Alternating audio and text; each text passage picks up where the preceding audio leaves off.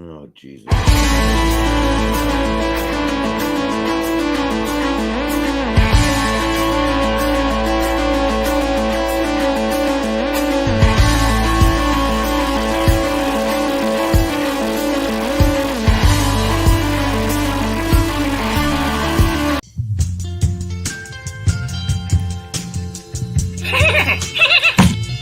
That hurt.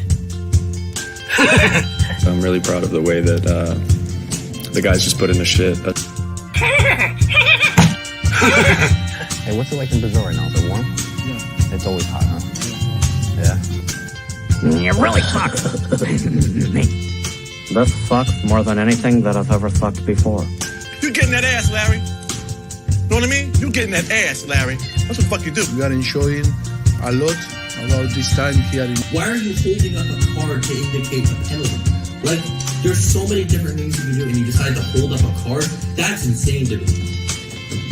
Oh no, I'm stuck. Step bro, come help me. Where is the vagina? It's a trick question because you can't see it here.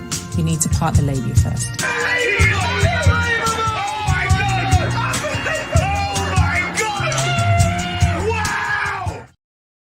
All right, welcome to Straight Red Card. Happy Halloween. I was going to dress up as Steve Sizzo, but you know what? I went to two stores. I couldn't find a red hat. Oh, that's fair. That's fair. Yep. And I was going to wear the blue outfit with the red hat and all that. Nope. Couldn't find it. Spooky mask, Derek. Yeah, well, thanks, G. Thanks, it's funny. Triple G. We were sitting there. Everybody's like, people in the chat were like, late. We were sitting there. We were trying to go live, and it just kept doing the circle of death. I'm like, oh, no, not this. And then all of a sudden, Derek goes, oh, Jesus. And as he says, oh, Jesus, it went live. And I'm like, oh, my God, did everybody hear that? And everybody's like, nope, missed it. I guess it didn't come through the audio. I'm not going to take any sign from that. Yeah. Seriously, Derek, you couldn't wear an orange beanie? What is an orange beanie? I had you saw a red one too. I know you're wearing the. He's trying to make you a little close. I think the orange beanie is probably close to red. Is what he's trying to say. Yeah, no, they didn't have any. I was going to take whatever I could get, but they only had brown. They had shades of, but they're closer to pink and purple. I guess red's out. Just straight up red is out as the color.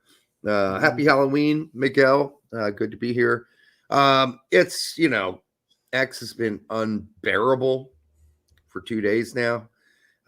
All it is politics. It's just, and it's just so irrational. The arguments are just so irrational on some cases, both sides, but it's just bad. It's just really, really bad. Had a fun back and forth with Javi, and he was like, "Oh man, if we were being told that U.S. men's national team Twitter was toxic, man, politic Twitter is super toxic. U.S. men's national team Twitter is like child's play." Yeah, and I'm like, yeah, U.S. men's national team Twitter is to get you prepped and ready for politics Twitter.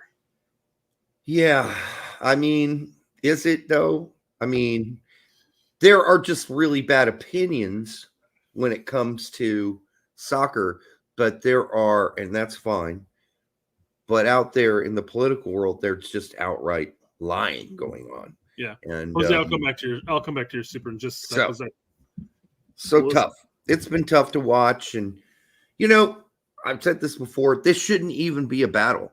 If the Democrats had stuck to their message of 20 years ago about the working class and working people and talking about that and making that their focus and not becoming the party of the corporate elite and the oligarchy, they just need to stay away from that shit and not all of a sudden latching onto neoconism and Cheneyism. That, they should never, any old Democrat like Jon Stewart, just that made him retch, made him want to vomit.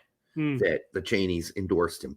And that's where we are. And that's why this is a race, people, because the Democrats are just not offering anything like they used to offer, at least lip service. Otherwise, it shouldn't be a battle. We're not even talking about issues anymore. No one's talking about issues at all. None. Because really, in a lot of ways, there's not a whole lot of difference. And if there is, they're surely not making a big stand outside of one major issue. And we all know what that is, but that's there's more to life than that. So a lot of people are not just one issue voters. They want to hear the whole schmear of what you have to say. And we're just not getting it anymore. And that's really sad as a person who worked for the Democratic Party for almost 25 years. Yeah, it's sad. Sad to see. Sad to see. You're enjoying the fruits of your labor right now. I'm not enjoying any of my fruits because I know where I come from, and those people don't represent where I came from. I'm referring to the constant text messages you're getting. Oh my God, yes. They're literally begging me at this point to go out. Well, at one point they were begging me to go out and knock on doors. I'm like, I'm not doing that anymore. I'm not doing it. You guys need to change. I'm not doing it. You change. Change something. Become something different. Where you're headed sucks. I'm sick of it, and I'm not going to fucking do it anymore. I'm not. Yeah. Anyhow, this is a little too personal, but that's where I'm coming from. Really just kind of sick. And I don't know what to do. I don't know how else I can protest. I know I already took step one a couple of years ago and became an independent, but apparently that's not enough, and they don't know it because they keep writing me. All right. Yeah. Looking fresh, I guess, in his Chicago gear. So I walked downstairs today as, the kids were all getting ready for Halloween, which is why we're having this late start. I got young kids, and the funny thing is that Derek, when you were trick-or-treating back as a youth, back in the 1820s. Yes, 1920s. For sure. Right after the Great Depression. Exactly. Yeah. Right during the Great Depression. Yeah. How late did you stay out trick-or-treating? Well, when I was like in middle school, probably like till 10. Yeah. When I was, it boggles my mind. My kids, but even before then, my nephews and nieces, they'd go out, they'd do like one street, down and back, and all of a sudden they're like, I'm done. I'm like, oh, really? It's like 6 o'clock, guys. Are you sure you don't want to do a couple more houses? No, I want to go back to the house. So tonight was a little bit different. They did do more houses than they did the previous year, but it was still like my legs hurt. I'm like, oh my God, guys. I literally would come back with like 2 pillowcases full of candy after, hitting up 3 different neighborhoods and getting home by 10 o'clock.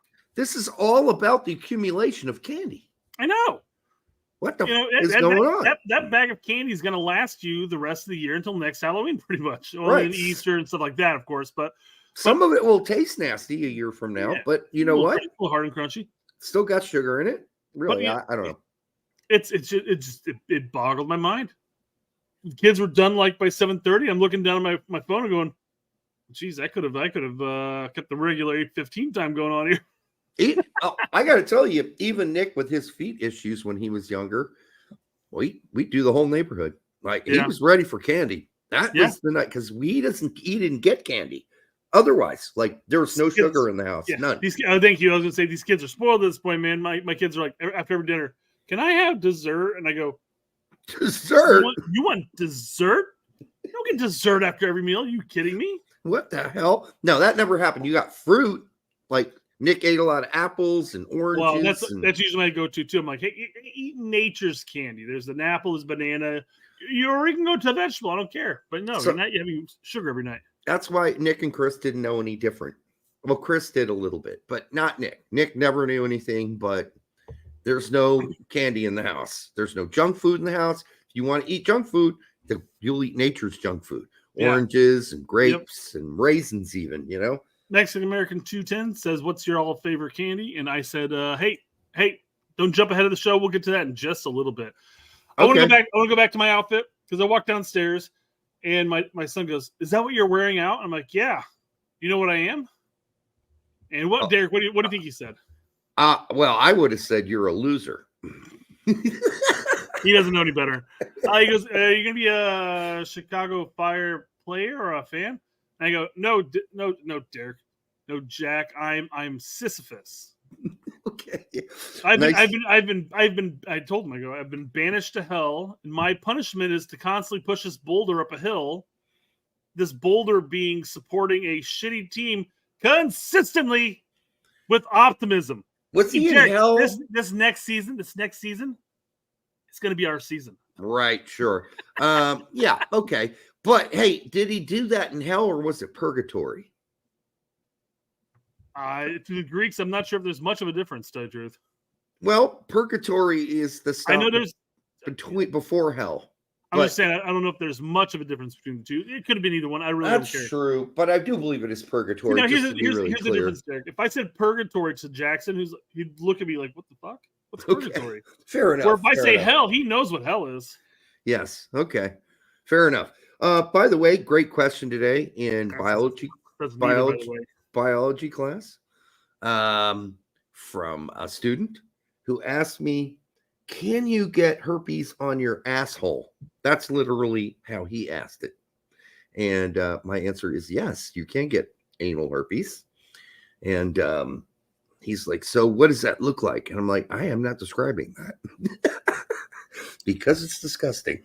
But yes, you can get it. First off, it requires you to look at an asshole. I said, have you ever had blisters before? Just imagine that on your asshole. Now, on your anus. I had to use the proper language. He said asshole, not me. Al Weinstein says, in quotes, Derek says, let me show you. Oh, that popped in my head because you said what was the character's name again? Sisyphus. Sisyphus sound like syphilis. Anyhow. That's why I had to Google the name just to make sure I'm spelling it properly. My luck is I would have actually typed out syphilis as my name. Right, absolutely. By the way, the U17's women's team lost to North Korea. Man, 1-0. That's insane. North Korea is U17s and U20s. Yeah, they might be forced to be reckoned with in a year or two. Something's going on in North Korea. I don't know what it is. They don't have any birds, but they have soccer players. Also, well, they ate them all. Oh, okay, by the way, there are 69 people here. Make sure you like, subscribe, and and then I can't stand this, Brett. I don't know if you've seen this. X accounts that require you to pay and follow them.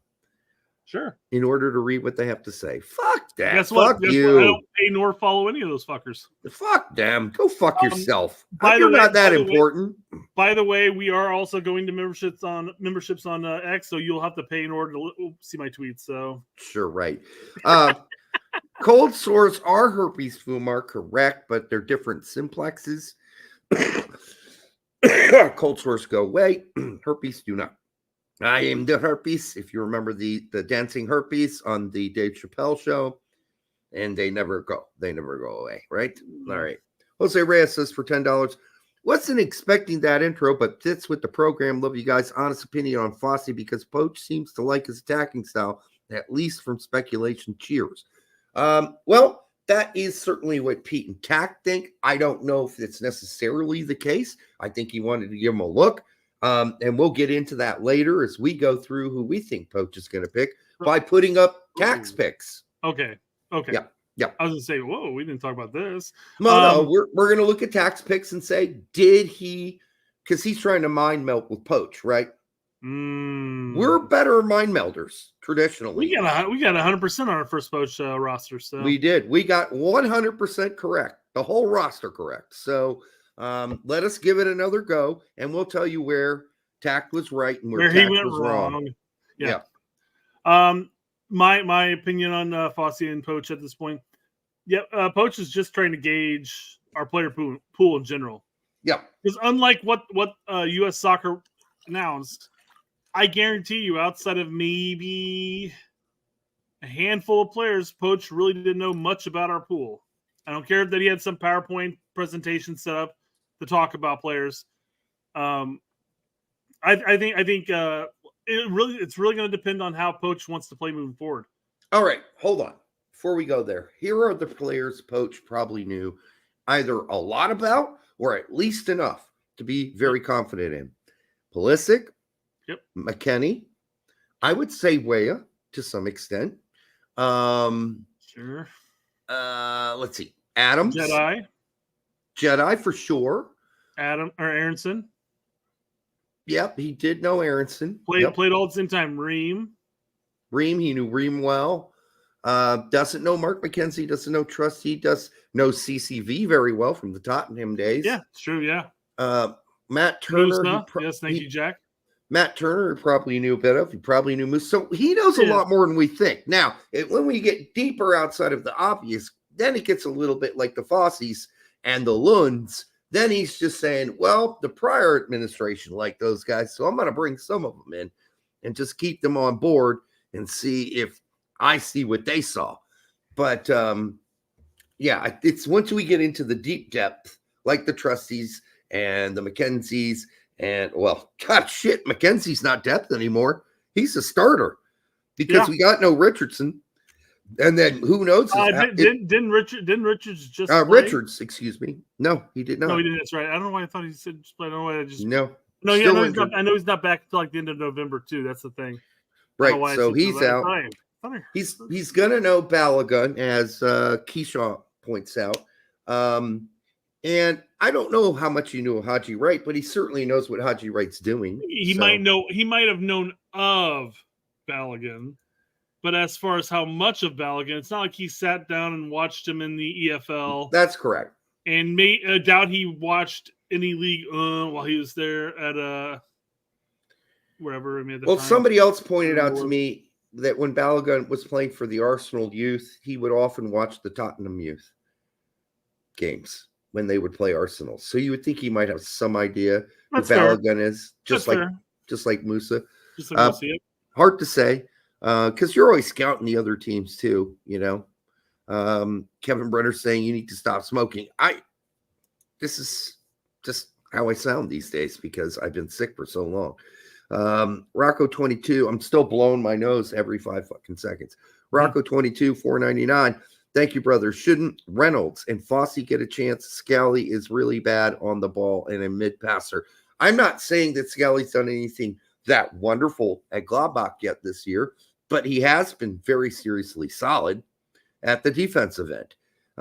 As far as Reynolds, I don't think Reynolds is ready. Like, if you have got to watch some Westerlo games, it's not really been that impressive. The guy that stands out at Westerlo, obviously, is another player that's an American, and that's Yao, who did do some amazing thing. And then Fossey, he's going to get a chance because even though Sander Lage have been pretty bad this season, and he did just come back again and play. So he'll probably get the look he didn't get last time when he was injured. Yeah. Be my guess. I think Fossey's going to get a look regardless. It really just depends on how Poch is going to play in the end. I mean, he played at the 3-back with Scally playing more or less a center back for 90% of the game. Yeah. If Fossey comes in, all of a sudden you're back to a 2 center back. And not necessarily even the wing backs at that point. So I mean, the tactics, the formation, the approach to the game is going to change if you play a Fossey over a Scally. Yep. And which it could be fine. I'm not arguing one way or the other. I'm just saying that it's going to change. I mean, I don't know. It'll depend on practice, and it depends on how, as you said, Poch wants to set up. Yeah. So, and yes, Kevin Brenner. Yes. Also, I am teaching all day. So I'm actually on my feet talking in front of a class for 6 hours a day. So that's going to ruin my voice as well. That's why I was shocked I was able to get through my performance a couple weekends ago in Bloomington because I was seriously concerned. Anyhow, Lund, that's another question. We'll get into all these questions when we bring up tax posts, which won't take us that long to do because there's not a lot to talk about tonight. But I do have a midweek report, Brett. When do you want to step into your slides? I got some fluff to go through. Well, let's do the fluff first. All right. Let's not do too much. We're gonna go through the amount I got. It'll be fine, Derek. Trust me. Okay. So I think we found a potential new sponsor. I wanted to run it by you real quick, Derek. Okay. If this fits our MO as far as sponsors are concerned. All right. So here you go. Wiener cleaner soap. Wiener cleaner soap. Huh. One size fits most men. It looks a little small, but what can we say? Male personal hygiene is important. 3 1/4 diameter. Packaging may vary. So This isn't a real product, but it's a joke. One of those gag gifts, right? Yeah, I mean, you can absolutely buy it for $15. $15. Yep, 15. That's insane. I might do that as a gag gift. Oh, 100%. It's not something you're going to buy all the time because why would you need it? Exactly. You can perfectly clean your wiener any other way. Let's see. It says solves that age-old bathing dilemma and adds a whole new dimension of pleasure and fun while you bathe in the shower. So I'm guessing you're going to be using it to stroke up and down, right, to clean it. Okay, that's not safe. If it's really soap, it will burn your pee hole. Number one. Well, I mean, your pee hole shouldn't be involved in it. It should just be the outside of your shaft. If you're a full stroker, it is. Sure, if you're no, I'm not going to get into that. If you're a full stroker. Just a few quick strokes of the wiener cleaner will clean and sanitize most appendages. Yeah. I don't really want to put my dick through a hole of the soap. I don't want to fuck soap while I'm taking a shower or a bath. Untouchables wants to know if you have to be erect while using it. I would imagine. Yes. So. Yeah. I would. I don't know how else you're going to have clean penetration through the soap. I mean, otherwise it'll just flop around as you maneuver through. It's 3 3/4 in diameter. If you're not erect, man, I just feel like it's just gonna fall right down, and then you gotta deal with the fact that you just dropped the soap. Right, I mean, right. Depending where you're cleaning your wiener, I mean, it might be an issue. So they're not buying these for jails anytime soon, probably. All right, for the 106 of you here now, make sure you like, subscribe, share it with Grandma, and thanks for all of you who are coming out on a late. First, we're here late too. It's Halloween. We get it. You got kids, some of you, but we do appreciate it. All right, what else we got here? So I thought this was interesting. There's a lot of race baiting videos going around in the YouTube Shorts, so I figured this one would be fun to watch. Okay. What's your least favorite race? I don't believe in race. Race is a social construct. Everybody's shades of wheat. Hold up, my educated and melanated brother. Hold up. Oh, okay, that's interesting. We are all shades of wheat. He's not lying. Obviously, we are all Homo sapiens, and the only difference between us, on a technical basis, is melanonin. So it's just he's right. He's right. Well, it's just he's like race is a social construct. We're all shades of wheat, and I'm like, I didn't know there were different shades of wheat. But the more I thought about it, the more I see this, especially, I'm like, holy shit, he's 100% right. We are different shades of wheat. I mean, white people. Well, okay, hold on. Let me back that up. Some white people are white. FBF4E5 people are FB4E5, whatever it was. Yeah, but so, I mean, this shade of wheat right here is different from this shade of wheat, but they're all different shades of wheat. Right. If you're Prussian or you're Sami or whatever, you're probably going to be a bit darker. And even if you're European. Although the Sami people are natives, they're almost kind of like Native Americans in a lot of ways. They share a lot of the same, I believe, DNA. I don't know. I'll have to look that up again. Anyhow, so you're going to be a bit darker, whatever. But he's right, and I think that's a good point. We should all think about that and remember it sometimes. That in the end, we all are individual human beings with our own consciousness. And we don't have to live in a bubble world or a world that's splitting all the bubbles up into all these different pieces. In the end, I can meet with you and talk to you one-on-one as a person. And I don't care how dark you are or how light you are.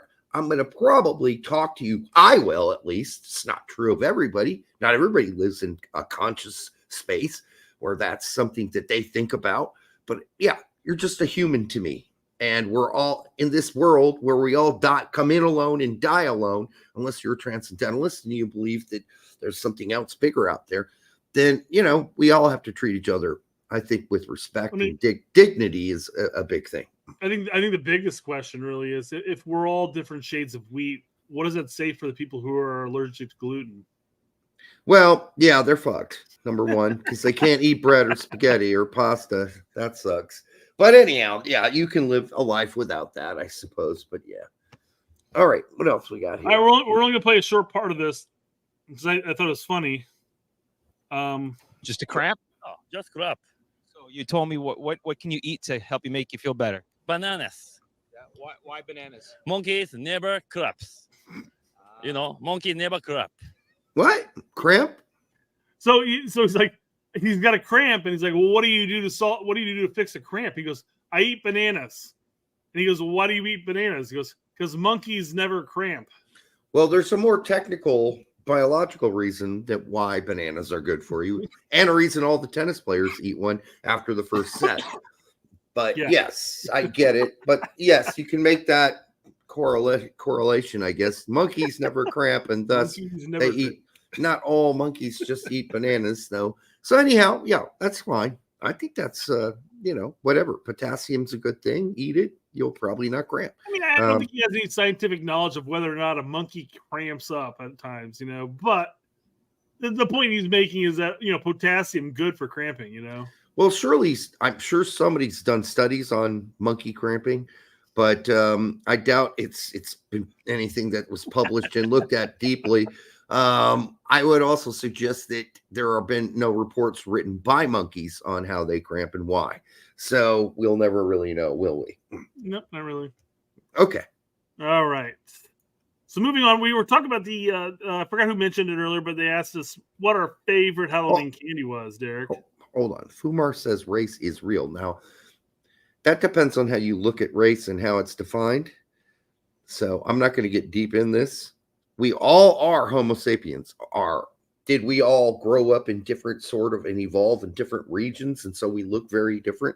And we do have definitely some very divergent DNA. Absolutely, we do. But in the end, we're all Homo sapiens. Do some people have Neanderthal DNA in them and others don't? Yes. So there's differences. There's no doubt there are differences. But in the end, we all came from one lake somewhere down in South Africa at one point. And that's where it all started. Now, we all branched off from there, and etc. Unless you believe something else. I think more importantly, KC25 says, no, that's a thing. Monkeys do not cramp. You don't know. It's fair. So there's never been a case of a monkey cramping ever. Not in our history books at all. How about a really dehydrated monkey who hasn't had water for days? What if he's had a banana, though? But no bananas, no water for, like, say, 8 days. He's trying to climb up this tree. Oh, he gets a cramp. Oh, my God. Joe, I believe he's about to fall from the tree. Oh, the monkey is down. The monkey is down. He's had a bad cramp. They send the medical staff out. They're looking at him. Oh, one of the other monkeys is lifting his leg and helping him work the cramp out. This is really great stuff. Anyhow.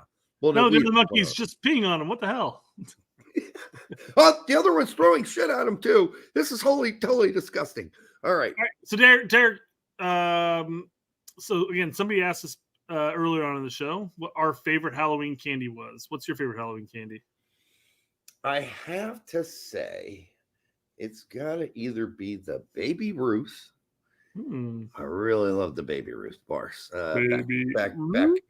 And what was the other one? The $1 million, like little Rice Krispies on the outside. Chocolate. Talking about those were really good. And then caramel in the middle, million something.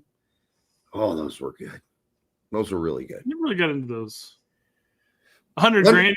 That's it. 100 grand, not $1 million. I know you kept saying $1 million. I'm like, I know what you're talking about, but it didn't strike with me. So what are yours? I wrote down a list earlier, and I can't remember what I actually put for number one. But I mean, obviously the standards, the Snickers, the Milky Ways, M&M peanuts, that type of stuff. But one candy that I liked, which is going to come up in this next video, that as they listed as an overrated candy, is the Butterfinger. I can't do Butterfinger. Oh, you are. I have before. It's hard as a rock. Oh, Butterfingers are so good. Get your fingers off my Butterfinger. I remember the commercial. Never lay a finger in my Butterfinger. Whatchamacallit? That's a really good call, AMP. Love that man, one, I remember too. those commercials, man. Yeah, it's whatchamacallit. And somebody mentioned Payday earlier. I do like Paydays, but you know what? Sometimes these days there are too many nuts on the Payday. Derek doesn't like nuts. No, I like nuts. I just think the caramel, nougat, and whatever the shit is in there needs to be a better. I wish the nuts were finer on the outside of the payday. Finer. Derek wants some fine nuts.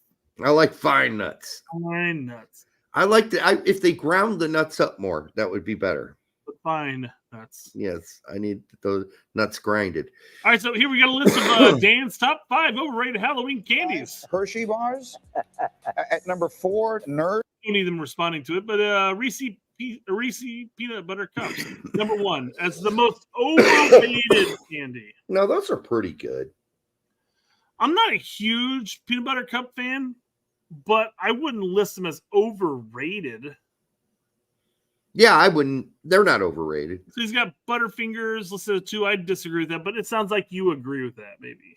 I don't. I just wish the goddamn. See, what I like to do with candy bars is put them in the fridge. Sure. For a while. Oh yeah, I like to put them in the freezer, get that nice frozen candy bar. But when I do that with a Butterfinger, I fucking it like breaks teeth. That's what it shit does. Sure, yeah, you shouldn't be freezing that or fridging that at all. No, I fridge it, and unless you want to just suck on it, but that'd look weird. I like to suck on a Butterfinger. All right, Twizzlers I can't stand. Who rates Twizzlers that high that they're considered overrated? Nobody. Kids? Nobody. And you know what? I heard on the radio today that the FDA is out there stating that a popular Halloween candy that kids should not eat too much of. What do you think it is, Derek? Because of various reasons, but what do you think it is?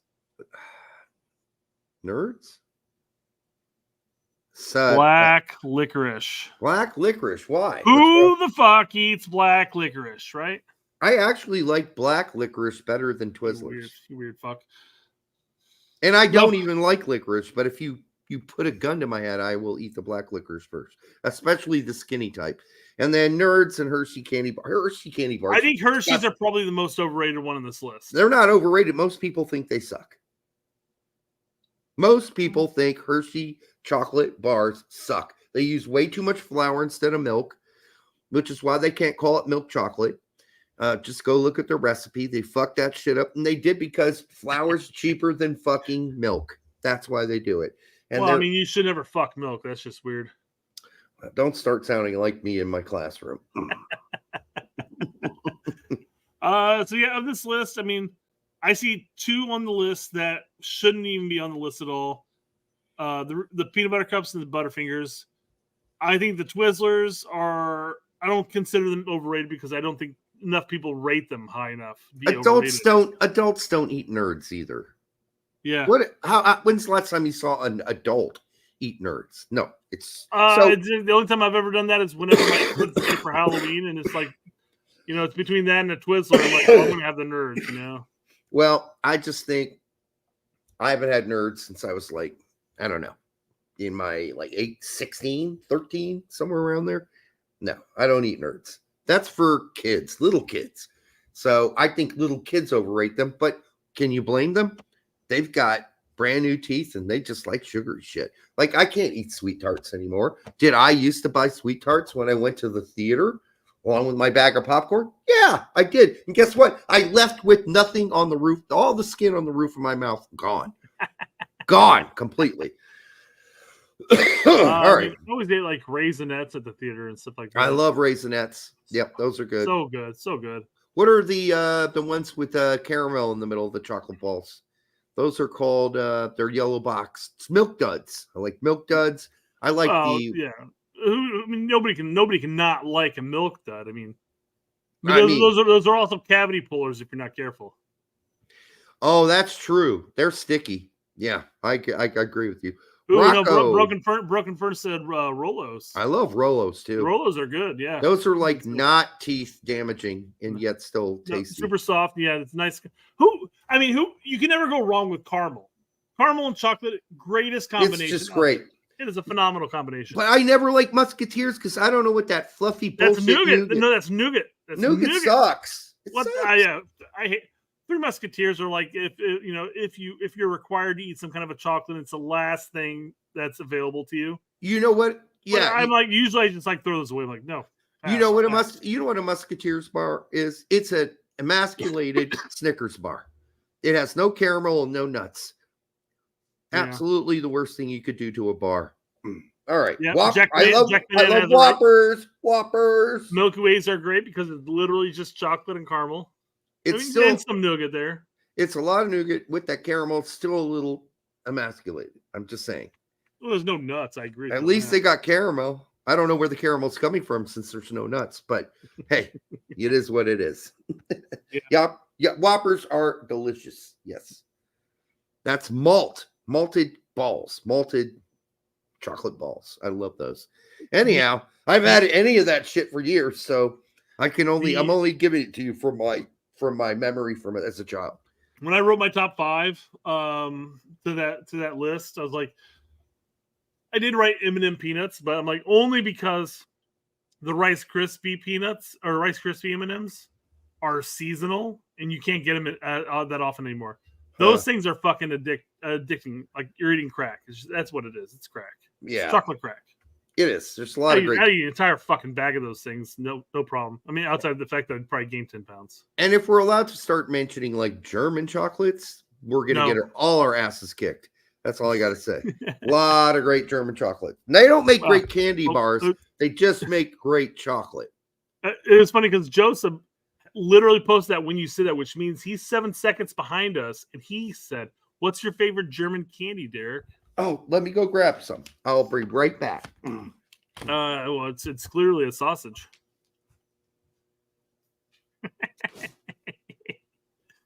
Where did I put it? Jack Beanie is asking, what about hot tamales? Man, my wife loves hot tamales. Loves them. And don't get me wrong, I'll eat them from time to time, but they're my favorite go-to by any means. Anyhow, yeah, it turns out I ate them all. Sausage candy. It turns out I ate them all. Those Kinder chocolates with the hazelnut in the middle. Those are fucking delicious. Love those. Wait, is the Kinder chocolates, are those really German? Yeah. Like the ones that, like the Kinder eggs that have like the toys in them for kids? Those are German too. No I don't shit. know. They were originally German. I could only get them in Germany when I was a kid, and then they've made their way over here. They made their way over here. I mean, the Kinder eggs definitely will make their way over here because they have toys in them. Gummy Bears, the original Harborough, I believe that's a German company as well. Yeah. And then unless they've been sitting in your candy bowl for too long, and then they become giant rocks. Yeah, I also like these kind of European crackers, which are. That's what I thought. I agree with Jack. I thought the Kinder eggs were. I thought the Kinder eggs were Dutch. It could be, maybe. I always thought they were German. They were all over Germany when I was a kid. I was like, in fairness, Dutch, German. You're saying potato, right? Well, yeah. Dutch, Deutsch, almost the same thing, honestly. Yeah. All right, what else we got? Bischoff cookies, which I just showed you. Those are fucking delicious, especially in ice cream. We got a video coming out of Colorado, and it has nothing to do with illegal immigrants taking over or apartment complexes. I guess you got to say allegedly. Allegedly, yeah. Ready? Sit straight.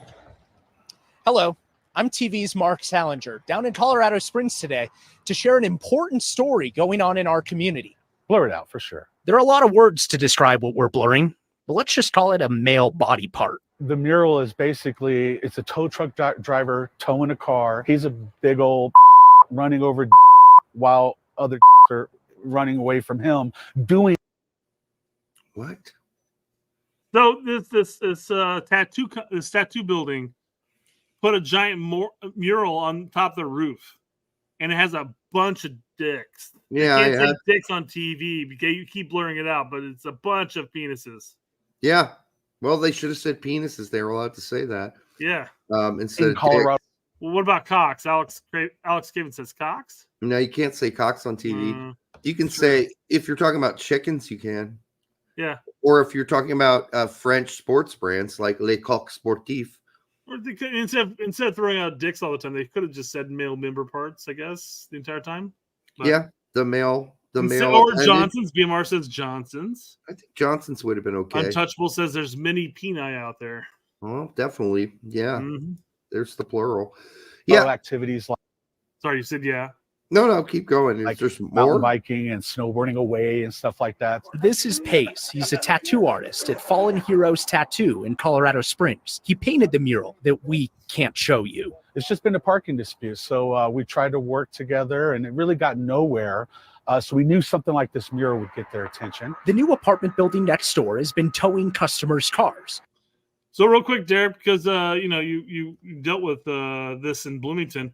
What do you think of this apartment complex? I think it's shite, garbage, Dr. Seuss looking bullshit is what I think it looks like. It's like a Dr. Seuss building that's pretending to be multiple buildings, right? That's what it's trying to pretend. Oh, look, these are very close together buildings that were built at different times. No, they weren't. They were all built in one time, and they're all one big block of a building. But they look like something from fucking like the cube in fucking Star Trek. That's what that shit looks like. So here later on, I don't know if we're going to get to that point because it's 2 minutes and 15 seconds. We don't go through the whole thing, but they do talk about the apartment complex looks like it's straight out of an IKEA magazine. Yes, it's ridiculous, but that's where we are with modern architecture. So this is where we're at. That's what Tony Martinez just said. Modern architecture. Yeah, but ask any of them where they were, what inspired their vision for modern architecture, and none of those fucking idiots will be able to tell you, because the reason you get this kind of architecture, by the way, is that it is usually in the code. If you build a large building, the code tells you the building has to look like it's multiple chunks of buildings or smaller lot buildings in one big building. So architects, you can't just blame them. They're being forced to build this kind of diarrhea, as Brian O says, because of the code. Okay? Yeah. The code is what's doing this. And they're just making these Dr. Seuss looking. Yeah. This looks straight out of like the Dr. Seuss books of buildings. So we don't necessarily... We don't necessarily have to go into the rest of this video, but basically Fallen Heroes is over here chilling. Yeah. And their customers are coming up to get tattoos, and they park in this alleyway. There's a couple parking spots that go to Fallen Heroes.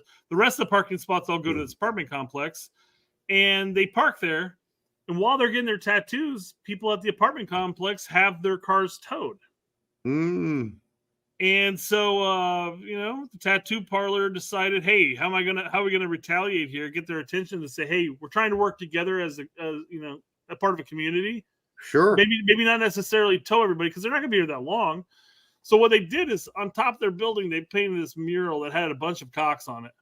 So that way, when everybody on that side of the building over there looks out, like, oh, what a wonderful day, and all they are greeted with are a bunch of cocks. So basically what they're saying down there is, hey, you Dr. Seuss living in motherfuckers, here's a bunch of fucking dicks and suck them for being pricks.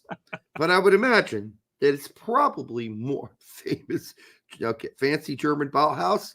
I think that's, that doesn't even fit in that category, my friend. I'm sorry, but Andrew Lloyd wrong. Yes, that's probably more like it. But again, I just want to be clear. The architects that I talked to have all told me, yeah, we don't want to do this. We're forced to do it. Yeah. We're forced to do this. And it's all bad. It's funny. That's what it's come down to. This is how you got to retaliate to try to get heard. Hey, maybe just not be a prick and constantly tow people who are just, going for a 30-minute tattoo or whatever, I don't know how long tattoos take to do. Depends on how big they are, Brett. That's fair, yeah. And or where they're going to be on the body. Like if you're tattooing your nipples, probably going to be a little more delicate process, or your penis or your clitoris. Your clitoris. Yeah. You got to be surgical with that. I should have posted this bit with the candy question. No, that's all right. But Robert Kennedy Jr. says this is the only candy that will make America healthy again. So the actual photo says make Halloween candy great again. Orange Man. Yeah, that's so funny. I never really thought of that until I saw it too. That's a really good. I think that's a really good bit there. That's a good bit. It really is. Because I mean that's every caricature you see of Trump, right? Orange face, yellow hair, Mm-hmm. white, suit and everything. No, this is great. This is great. This is very good. This is what the internet's built for, quite frankly. I think so. More like this. This is good humor instead of the nasty humor we often get. We need our internet to go back to the way it was. This is the type of shit you'd always see. It's so changed. Last 10 years, it's been upon. Did you see the crazy woman who you're going to specify that one was cursing? She did a live video on TikTok. She's freaking out because she found out her dad's voting for Trump. And she was crying and screaming incessantly, "You took my dad away from me! You took my dad!" No, he did not. He's still your dad. And you can say, "Dad, I disagree with your vote. But you're still my dad." And we move on. Yeah. And we move on together. If I fucking disown my parents for every vote they made since I was 20, I wouldn't have any parents. What I would be a stupid fuck. That's what I'd be. That's blood. That's blood and guts. Those are your blood and guts. Yeah. They can vote their way and I'll vote mine. And we did for 20 something, whatever, many years, more than 20. That's ridiculous. I'm 53. Lots of years. And anyhow, you just don't disown your own family for that shit. That's just so fucking ridiculous. But that's where we are. Yeah.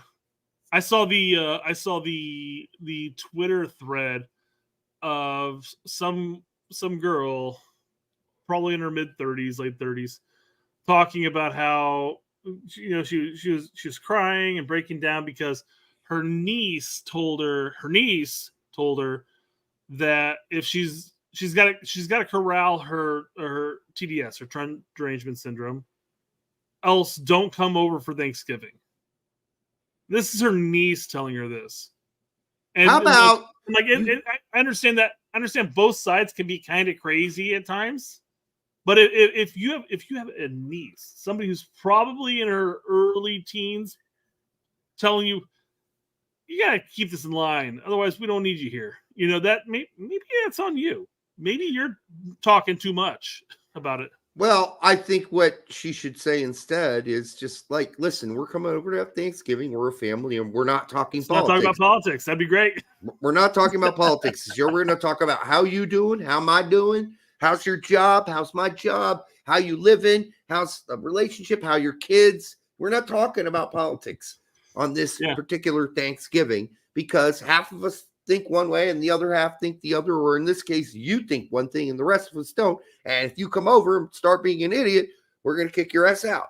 So, which, that's unfortunate that we've got to this point that it's that emotional. It was like the first time Trump got elected, right? And I went to work. Yeah. And everybody's all frumpy dumpy. And I'm like, listen, guys, we're going to get through this. Like, we elected George Bush. We've had horrible presidents, Jimmy Carter. Let's go down the list of all the horrible presidents. We're going to survive this one too. Yeah. Okay? We're going to survive this one as well. And we haven't even given him a chance yet. So let's see how bad everybody was thought. He's going to, because I was working at Stonebelt, he's going to pull out all the money for people with disabilities, which never happened, by the way. In fact, they got an increase in disability funding. But no, they started firing people within 3 weeks of the election, thinking they needed to downsize. I mean, it was so people lost their jobs because these people were so fucking demented about no, this is not how this country works. Nobody changes things that massively and dramatically overnight. It just doesn't happen. That's not how our system's built. Our system is built to be inefficient and ineffective. That's how it's built. So, yeah, no one person's going to do much in 4 years. They'll fuck up some things and we'll have a bad economy for 3 years. And then, things will change. It's not endless. Nothing goes on forever. Things go in cycles. So people just need to calm the fuck down, man. Mhm. I don't know. Greg Turtle. Turholer says, I don't allow politics in my house. And I wanted to bring that up because how often do you think I talk politics with my wife? Probably very rarely, because I don't think she's into it. The only thing, she's not. I mean, her dad definitely is, and every time we go up to their house, he starts talking Trump, and he's just like, pump it back, Dad. Come on. But only time I've talked politics with my wife, and we've been married since 2013. Yeah, and the only time we really talk politics is when Trump was shot. And that's just to talk about current events. Hey, did you hear that Trump got shot? And she's like, oh, geez, that's fucked up. Aside from that, we don't talk politics. So, yes, my parents are very political, so we do talk a lot of politics. The very interesting thing is, as my parents used to be neocons, they are not anymore. They fucking hate the neocons now. They are were once against gay marriage. Now they're for it, or they don't care, or they don't give a shit. They've really transformed as people. And, that happens over time. They've come more my direction. And maybe in some ways I've gone a little bit in their direction, but, not really. Because I'm still the same old, liberal I used to be, in the sense I'm free speech. Anyhow, I'm not going to get into all the details of it because this is not a political show. But anyhow, it would be fun to have a political show, and we certainly would have more viewers if it were. Jack Pineda says, do your parents have strong German accents, Derek? Just my mom. My dad is born in Michigan. Just my mom. My mom was born in Berlin. So she has a very... It's weird that your dad has a deep German accent too, being born in Michigan, but... No, he does not. My dad has a very middle American accent, but you got to remember, my dad was working his ass off in the military. I didn't see him for long stretches of time when I was a kid, and they were off on all these trainings and getting ready for the Soviet Union to invade. And so my mom raised me for my first 7 years, basically of my life, most of my early years. And so that's why I had a German accent early on in my life. I learned English from my mom. So there you go. Jose Reyes, $10. I don't like politics. I'm a conservative, but I'm just sick and tired of fighting. I love all you guys, even though I know we disagree on some stuff. Find what you both love, like soccer for us. So yeah, I mean, that's the other thing that I think we just need to all stop all this shit. And because sometimes if you take me, for instance, you're not going to be able to pin me down. There's no way you know what I'm doing. And sometimes I don't know what I'm going to do. Actually, I do. But politics can be extremely complex based on where you've been. And I have been inside the Democratic Party for 20-something. I believe a good example might be, although not totally correlated, look how long Tulsi Gabbard didn't spend, as long as I did ingrained in the Democratic Party. And she's disillusioned. But now me, way longer than her. Ex-Bernie supporter. Yes. Okay, I'll admit it on this show. And yeah, anybody can get disillusioned with something when they see it transform into something they just don't recognize anymore. I mean, and then they might be a fugitive or a political outcast. They don't feel like they have a home anymore. So there you go. Jumping back to Tulsi, of course, she might not have been ingrained in the Democratic Party as much as you, because she's like 45 years younger than you. But I mean, she was obviously a Democratic senator for 8 years. So I imagine prior to that, she was probably still It's even complex for her based on her dad's background, etc. But we won't get into that. But yeah. Sure. All right, Rocco for $4.99. Oh yeah. I hope we don't play a back three. It's like playing a man down in a big part of the field. At least that's how it looked against Mexico. I kind of agree with you. We have talked at long lengths on this show about why we don't really like the idea of a back three, because it means one less attacking player on the field. It means 3 CBs playing ineffective soccer instead of 2. So, I mean, take it as you will. Where it becomes that concept of one less attacking player is when you have a team like Mexico who ran us over in the midfield So our wingbacks basically sat back further, and we were playing more or less a 5-back line at times for a long chunk of that period. And that's where we were losing out on that offensive player, it seemed like. Yeah. So you are going to lose an extra either midfielder or attacker. So that's something that you just get as a tit for tat. You're hoping with 3 in the back, you don't have to be quite as defensively oriented in the center of the park. But in the end, it's just something you got to see how it works out with the personnel that you have, right? That's the battle. I saw this and I'm kind of like, that's weird.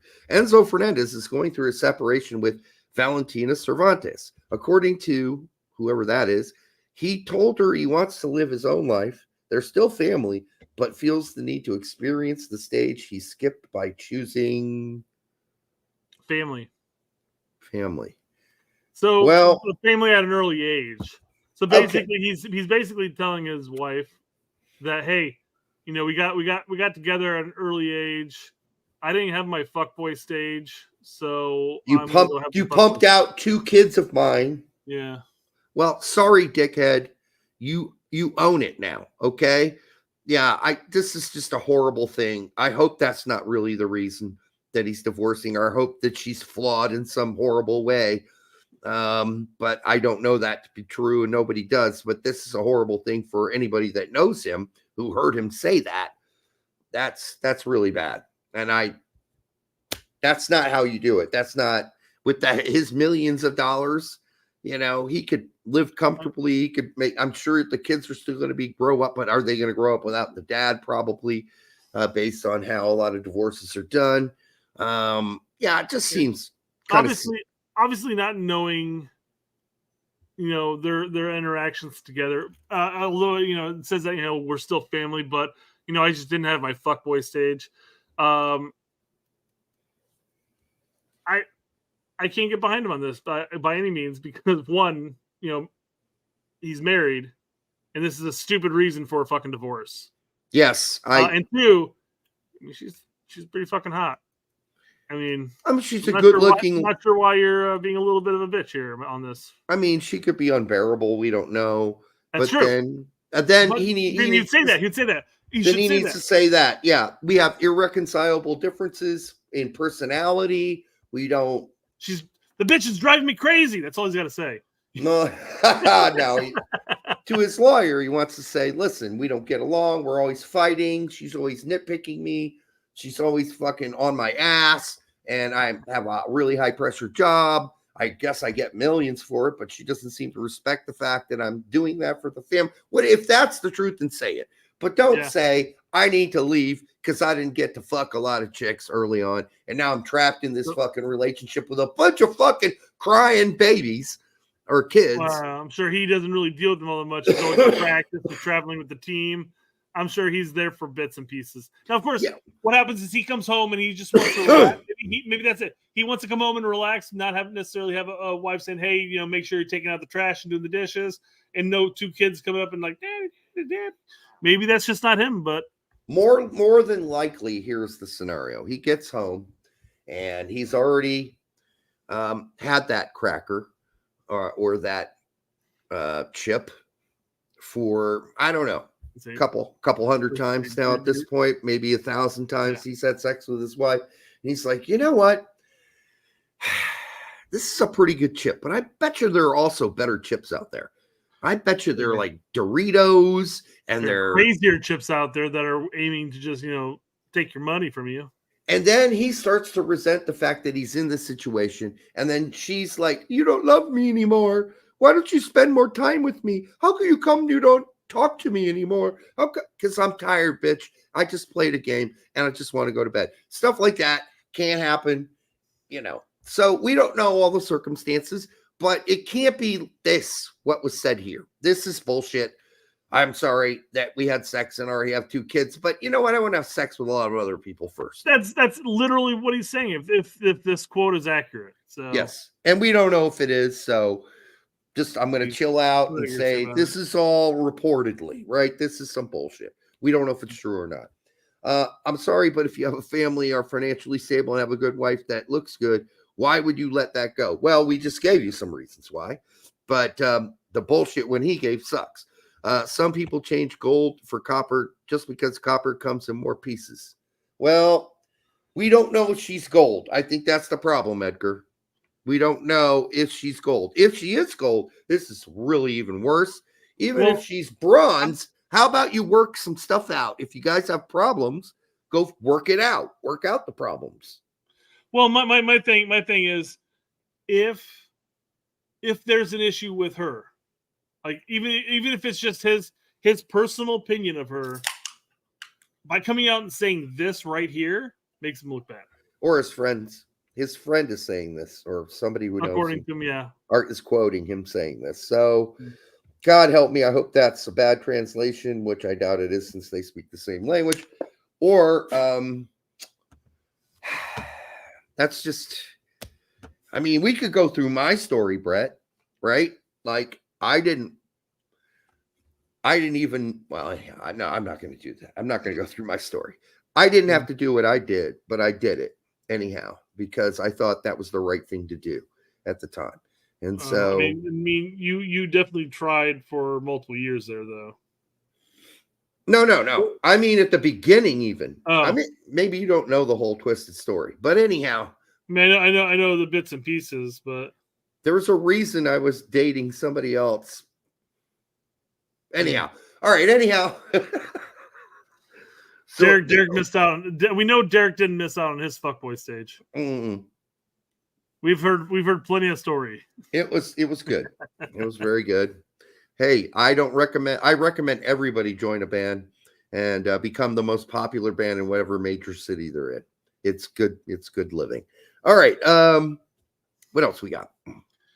We have two former soccer players starting a podcast together.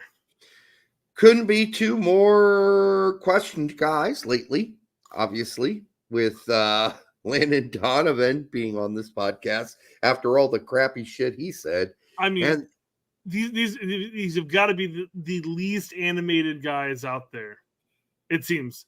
Yeah, I agree. I mean, written down Tim's takes can be hot takes, but him talking about those takes, it's just, again, I mean, it's there are people.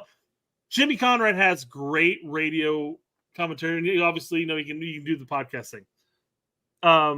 Not everybody has that front man persona to run a podcast, but jumping on here and just talking about stuff, and maybe you kind of have a slight inflection here, but maybe not. We're going to talk about this over here. I feel like this is going to be great podcast for people with insomnia. Who's going to be on the guy on the show that gets sort of riled up? There's no animation. That's what I was saying. There's no animation between these two. I mean, listen, they desperately need a Charlie Davies on this show just to add some fucking electricity to it. Because right now, this is coming in face value with no pulse whatsoever. No pulse. So we'll see how it works out. I mean, I've never even seen Howard get worked up on any CBS, weekend show. Well, again, with Howard, it's always like he's talking about the topic, and maybe there's a slight inflection in his voice when he talks, but it's never really a heated one where you can like, whoa, chill, Howard, come on.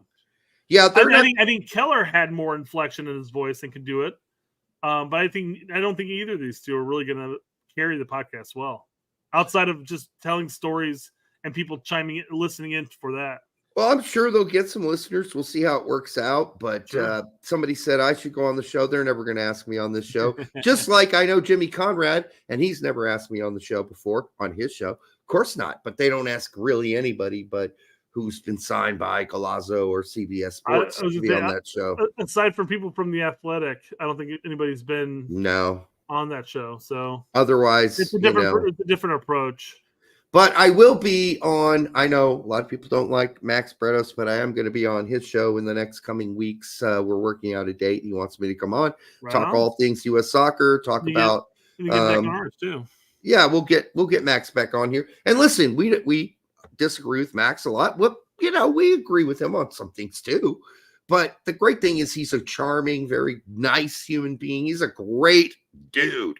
We've known him for a good while, and he's just a great guy. And even when Pete and Tack finally got to meet him down in Texas. They were like, he's hilarious. He's fun. He's a great guy. They really liked him. And now they still have disagreements on X with him, just like we do.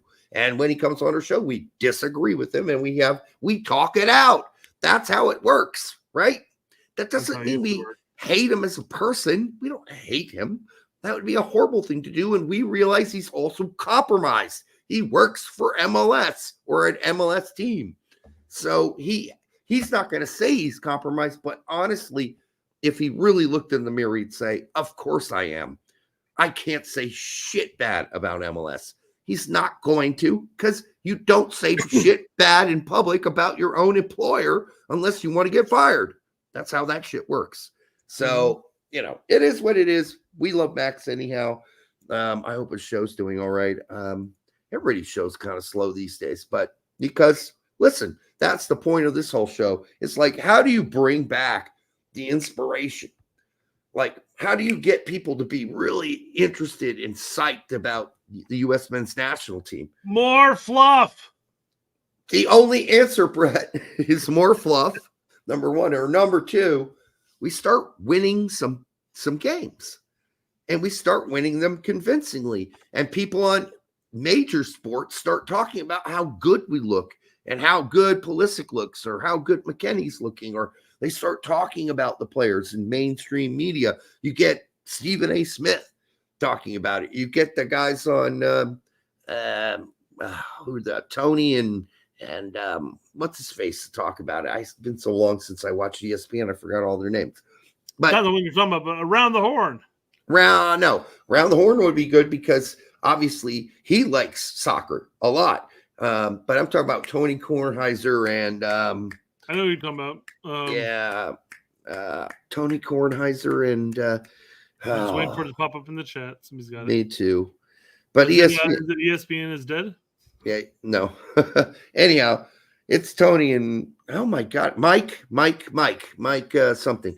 Anyhow, I used to watch that show pretty religiously, but it's the clock. Michael Wilbon. Thank you. BMR. Yeah. So I love whatever the clock show. Pardon the interruption. There it is. Yeah. So Michael Wilbon is a guy who will watch soccer and has BMR. opinion. Tony doesn't. I don't think he still cares about soccer at all. But nevertheless, we need more mainstream media in general to get interested in U.S. soccer.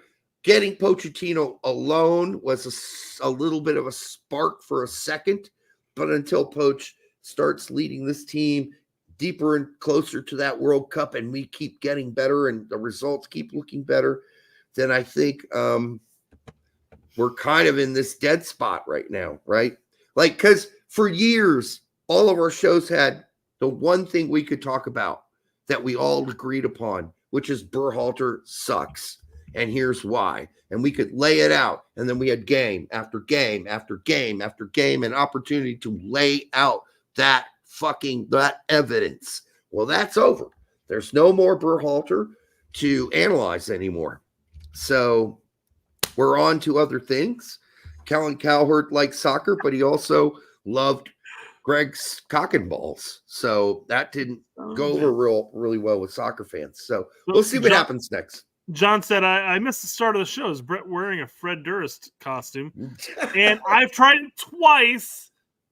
I responded by going, well, I did it for the nookie. And YouTube has rejected my comment. The host of the fucking show.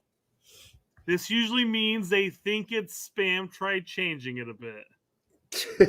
So. Well, I did it for the nookie. What a horrible song. Let's see. And it didn't like that. I tried changing zeros for the O's and the 3 for the E. Good Lord. You can't say nookie? Can't say nookie, apparently. What the fuck? What is going on YouTube? Anyhow, that's I'm the host. I should be able to post whatever I want to post. Nookie. You can't say nookie. That's just weird. What if you're just okay? So BMR posted nookie. All right, let's. This is weird. Well, I did it for the Nookie. And again, YouTube rejected it. Well, comma. I did it for the Nookie. So if I break it apart, it works. What? People at YouTube, fix your stupid, dumbass algorithm. Oh my God, what is this all about? Granted, the song sucks, but I mean, you can't ban a song title. Is that the name of the song? I did it for the Nookie is the name of the song, right? I believe so. And didn't radio stations all over America play it? Yeah, 100%. Okay, well then that's idiotic. No, yeah. The phrase is copyrighted according to Amphibian. Well, I mean, we can post it. I mean, maybe that's the problem. Maybe it is just the title or the lyric of the song, and YouTube's going like, no, can't do that. Here, I have to bring this up because Broken Furnace Records brought up a guy that no one talks about, and probably most people here don't know, G.G. Allen. G.G. Allen was the most disgusting pig of a rocker / punker / I don't know what you would call him. He was arrested for raping a 13-year-old. But back in the day, he was in Rolling Stone magazine. He was just sort of a small scene kind of guy, but he had this massive cult following. And even when he was in jail, had the mass cult following and always threatened to kill himself. Like one day on stage, I'm going to commit suicide. It's going to be over. He used to get totally undressed, poop on the stage. He'd other people come up and poop on the stage. He'd smear it all over his body. He was a disgusting pig of a human being. And then one day he overdosed and he died in his 40s sometime. But G.G. Allen, wow, that broke back some memories, Broken Furnace. I don't think people know about that gross guy. He is one of the more disgusting pigs that ever rocked the rock verse universe. All right, go ahead. What do we got next, Brett? Let's do it. Oh. We're on to one of our favorite segments of the show here. Do not panic. Do not panic. Cap them now. Cap them now. Vincent Reyes, 03, which I guess makes him about 20 years old, somewhere around there, is the other American in the EFL League One. Now we're talking, listen, we love ourselves some Zach McKay, but Zach does talk about some pretty out there players. Yeah. He appeared in his 10th match for Cambridge United. Cambridge United. Well, back on October 19th. Here are his stats from those matches. It's always funny because he'll show the stats and they all suck usually. Well, here he's apparently playing every single minute of every single game. Clean sheets, 0 goals conceded. He's a goalie. Yeah. I mean, he's so conceded. He's almost it's almost 2 goals a game at that point. Yeah, it's not that great. But the big difference is between him and the other goalkeeper in League One is Gaga's on loan. Well, Gaga is currently benched. We'll see if he gets his spot back. Yep. So I mean, we are desperate for goalkeepers, so I suppose posting anything about goalkeepers, except if they're 19 and 20 years old. Could they be older, please? He's 21. All right. More or less right now. I said 20. That was my guess. Well, I mean, he's in 03, so. Yeah, but it depends when you were born. True, he could be December, and he may not be 21 yet. You're right. Yeah, so technically. Brad Guzan is looking solid, says Yair Vasquez. Well, Fred Leaks, he did look solid, but I don't think he's really on Poch's radar, which we'll get into here soon. All right, what else you got? Any more? Johan Gomez appeared in his 10th match of the season back on October 18th for Eintracht. He's not Eintracht Braunschweig. He's not pretty close. Look at that. You were Eintracht Braunschweig. He's not Braunschweig, by the way, is where liverwurst came from. Like if you buy it in Germany, it's called Braunschweig. It's not called liverwurst. Liverwurst. That's what we call it here.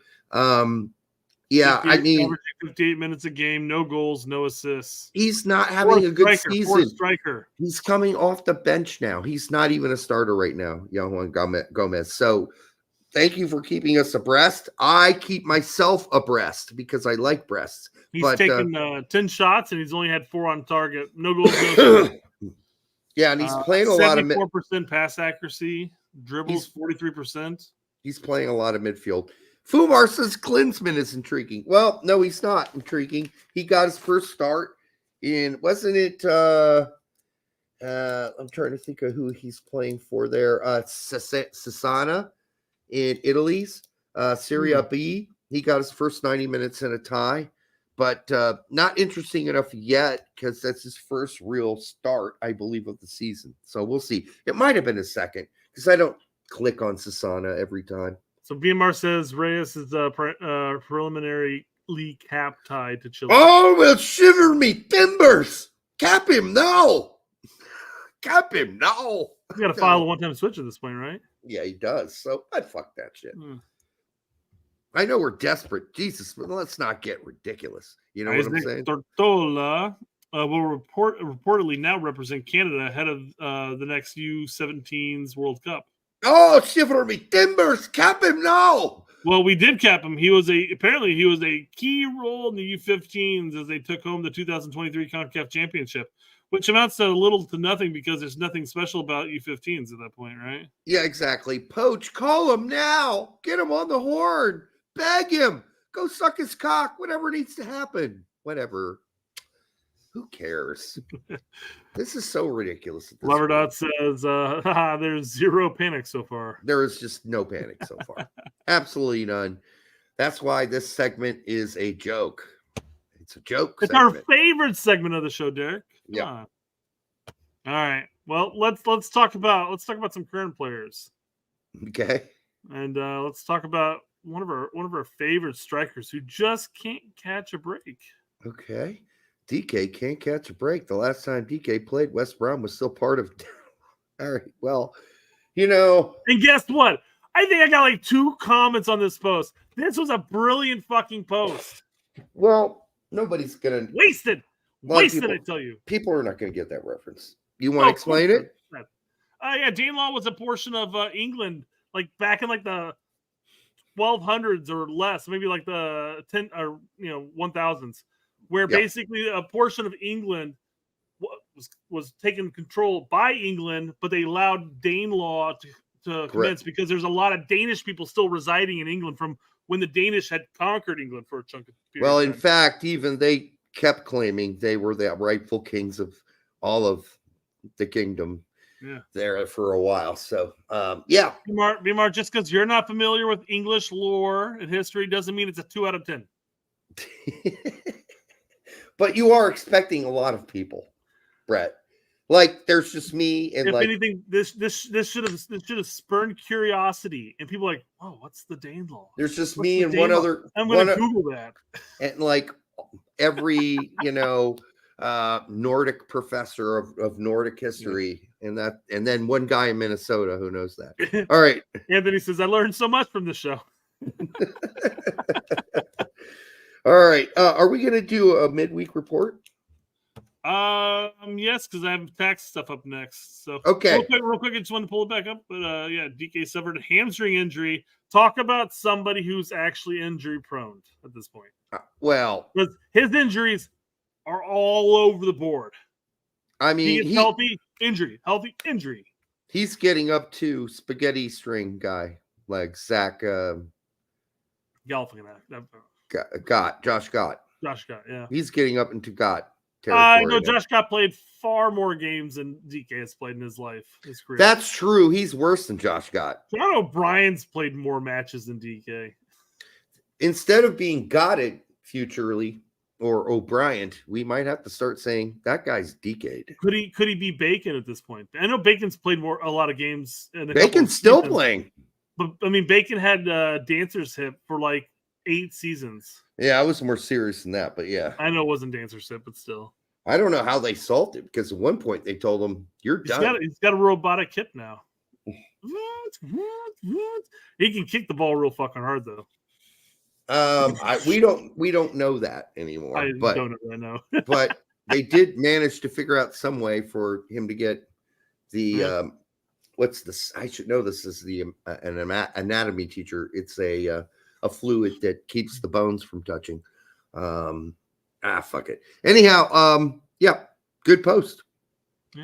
Yeah, I thought so too. Too bad for you. Too bad for hey, me. it's that like should have Brett, gotten like 50,000 views, but nope, it got like 12 views. Brett, that'd be like if I put up some sort of metaphor and talked about Napoleonic law. That's not going to get the Napoleonic Code. It wouldn't get me very far. People are like, Napoleonic Code. I think a lot of French people would be interested in that, actually. You must be some sort of Hitler or something. Yeah, okay. Napoleon, Hitler. Yeah, same people. Right. Okay. Cartilage is one of it. There's also a fluid that goes on in there. But yeah, cartilage is helpful, obviously. Okay, what else we got? What is is he that far back in the show? No, he probably saw my name. Sisyphus is this cat right here. He's pushing a boulder or a large testicle from a giant monster up the hill. Is his punishment. And as he gets up, his punishment is to push this boulder up to the top of the hill. But as he's getting to the top of the hill, something always happens, and that boulder goes rolling back down. He does it forever. And what Dionysus was punished as well in this world. To drink a lot. No, I don't think he's punished for drinking a lot. Yeah, he was punished. He was exiled to Ireland. He was tied to a rock. He was. No, I'm joking about that. Oh, okay. All right. What else we got? Midweek report. Hell yeah. Excitement. All right. Midweek report. On Tuesday, Musa went 90. Pulisic went 30 after recovering from having the shits, apparently. He had that. Did he? Did he actually play? I didn't think he played. Yeah, he played 30 minutes, but no shit. They were talking about the whole time he had the bug flu, stomach flu. Yeah. But they didn't say it. But what that usually generally means is you're spending a lot of time on the toilet and you're taking shits. And so he had the shits, but he finally apparently cleaned that system out enough. He didn't even make the trip to Mexico to drink their water. No, I had nothing to do with that. Apparently he ate some bad clams. Anyhow, so there's that. And then gross. On Tuesday, Julian Green, and this is in the Pokal versus I don't even remember, but they lost, so they're out. Green went 90. Dietz is still injured. Joe Enox, by the way, I told you this a week ago. If he lost another game, he was going to be fired. He was fired for Regensburg. Cole Campbell went 43 for Dortmund in that loss. It was really cool to see him play. And by the way, I was saying before, you're allowed to squeeze a tiny bit of lube into your palm at this point. Where's Larry at? Larry has become Cole Campbell's like number one fan. It's like, dude, the guy's like epically fast. He is fast. And, he is fast, yes. So yep. But he went on a spree of for 3 days talking about Cole Campbell. It's crazy. Damn. I mean, and he's white. He's white. Maybe he doesn't know that. We both at the same point. And then we got Nestor. I did wear a costume. Come on. I couldn't find a red hat. I was going to wear the red hat and the blue button-up shirt, just like Steve Zissou, but nobody. I went to 2 different stores, JCPenney's and Walmart. They're all out of red caps. So I just said, fuck it, I'm going as myself. All right. And people already said they were already scared looking at my face anyhow. So there we go. All right. Klinsmann, 90 minutes for Sasana, in a tie. Andrei Novakovic, yes, he still exists. He went 8 minutes for Bari in Serie B. Conrad De La Fuente got 72 minutes and an assist for Lausanne in their win. Yeah. Please, Conrad, make me eat some crow. Take over the starting spot out wide left. Start cranking an assist left and right. Prove you still have it. Prove you still have it. You did it for one game. Maybe you can do it for two. Let's see. Yeah, somebody said he doubled his minutes. Exactly. He doubled his minutes in one game. Busio, 74 and a win for Venezia. McKenny, a goal. A very good goal. A very great header. Nearly had a second goal, too. Yes, he did. Great game to watch by them. Vlahovic skyrocketed at the sixth. That's a lot of fun. That game was fun to watch. I don't know if I was just in a good mood. And then when Weah scored, I'm like, damn, I'm having a great time here. This is a lot of fun. It's fascinating what happens when you play Weah in his actual position, Yeah. Higher up the pitch. Play him out wide, play him up top, either way. But I mentioned this all last season. He was a serviceable wingback, but he's not a wingback. He did have one very bad defensive moment. But anyhow, besides that, happy for him. This is all cup shit. Dwayne Holmes, 90 and a loss for Preston North End. Matt Turner, 90 and a win and 8 fucking saves. And then one not save. Got like an 8.2, and he was like on the EFL Cup Team of the Week or whatever. I saw 7.7. Oh. I guess that's who you're looking at.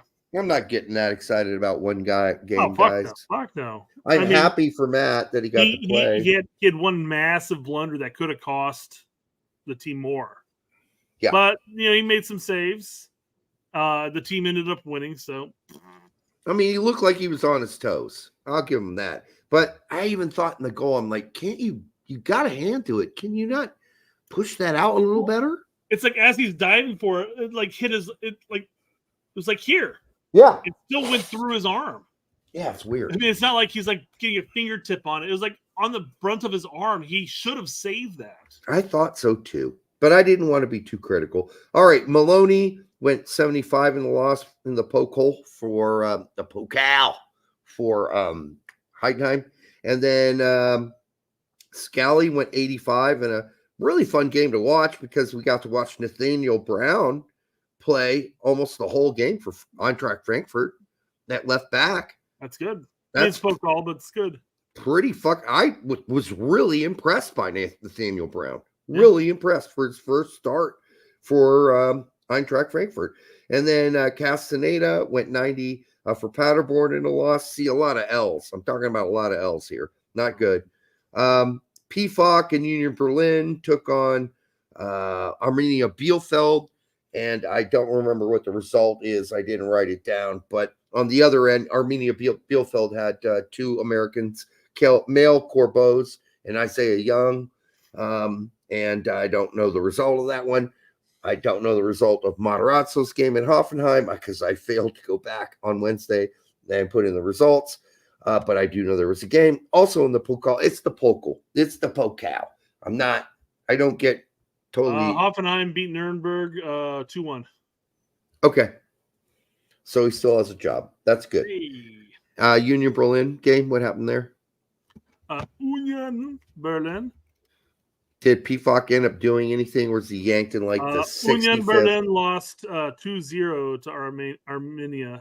Did Corbos or Young score? Well, let me click on that and find out. Marius Wural and Andre Becker. Yep. So, but I know Corbos started. I'm not sure Young ever got in for Bielefeld, Arminia Bielefeld. Bello went 45 in the Austrian Pokal in a win. And then here's an interesting thing. We're all interested in Figueroa, right? Because he's playing for Liverpool. Figueroa. They played him out right wing for 77 minutes against Herpes, Berlin's U21s in the European Youth League. They did lose the game. Figueroa did not score. I did not get to watch it. I just saw the stats. Ledesma, also in the same youth league, went for play for the PSV U21s against Man United U21s, which is a game they did beat Man United's U21s, and that he went the full 90. Lund 46 for Palermo. Trusty and CCV, I believe, both 90 for Celtic in a win. And then on Thursday, to end this, in the Beaker in that's the Cup tournament in Holland. Paxton Aronson went 60 minutes in a win. Booth was in the 18 but did not play. Odd, very weird.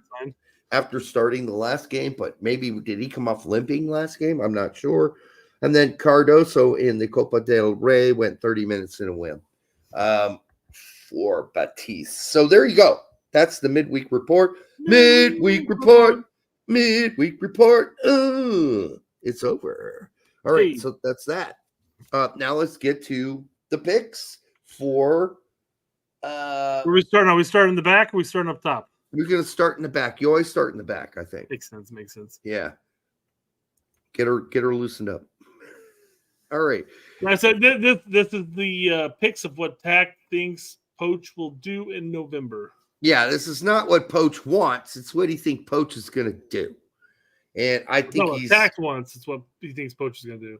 Yeah, not what Tack wants, what he thinks Poch is going to do. This is a mind-reading exercise. So, which we did very well last time. We were 100% correct. So let's see. He picks Turner, Schulte, and Stefan, and I think he's dead on. I think that's exactly what's going to happen.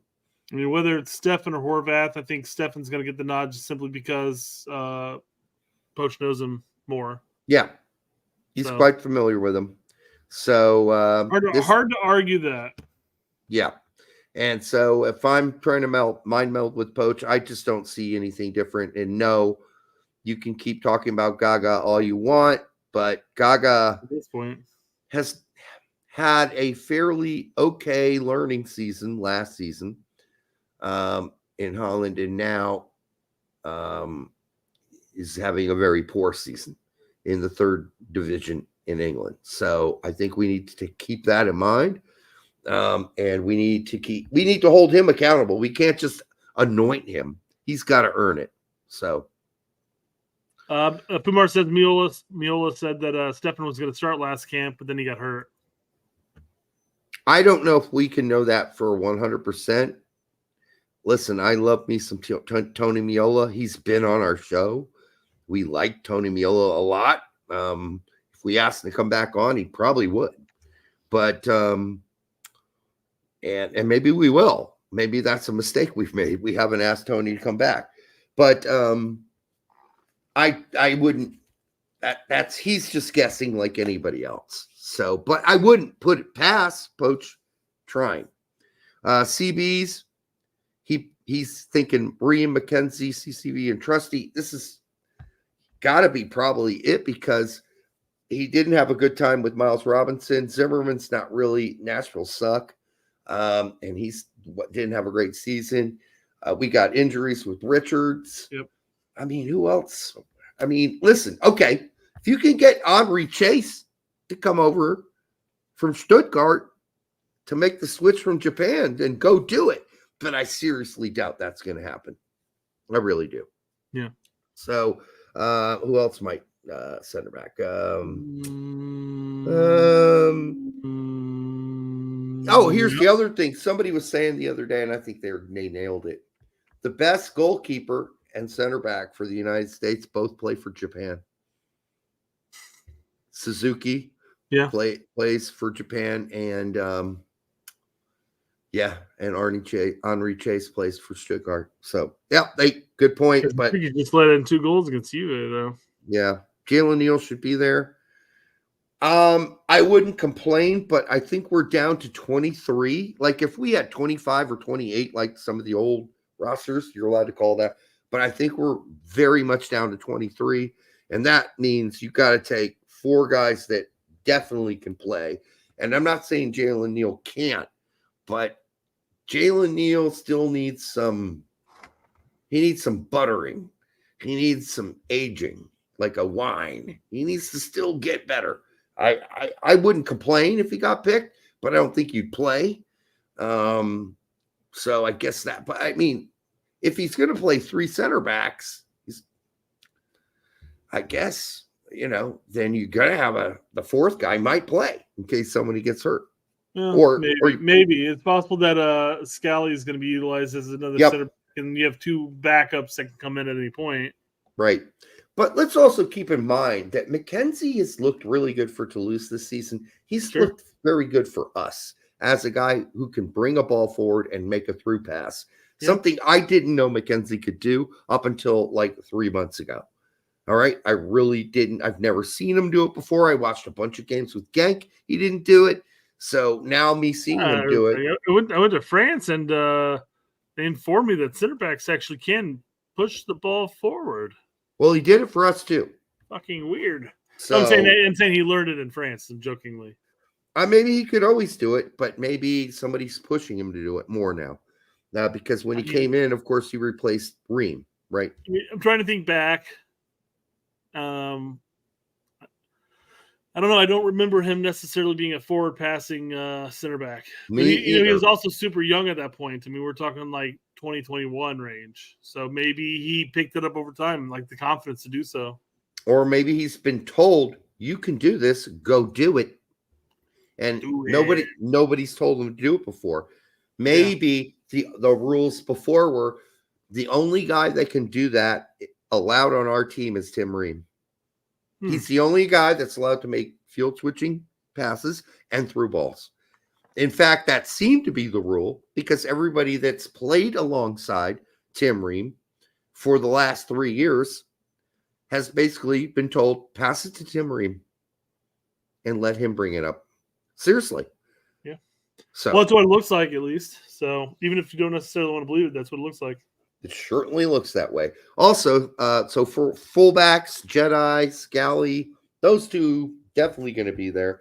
I think we'll definitely also see Fossey. You could come up with some more imaginary things than Lund, but I just don't see it happening either. I don't see it happening, yeah. I mean, I can't disagree with him. You could say Tolkien. No.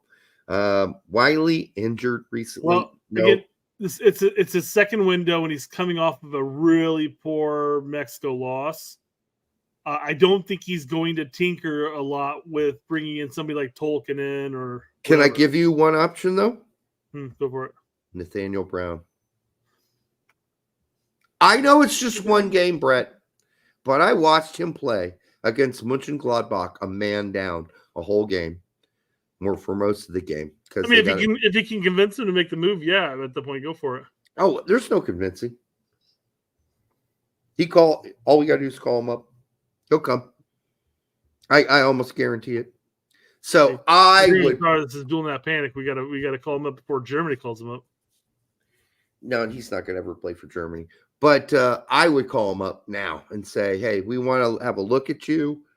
Hey, Lund, you go stay back there in the Serie B in Lund and enjoy your time in Palermo. We want to take a look at Nathaniel Brown as the backup for Jedi.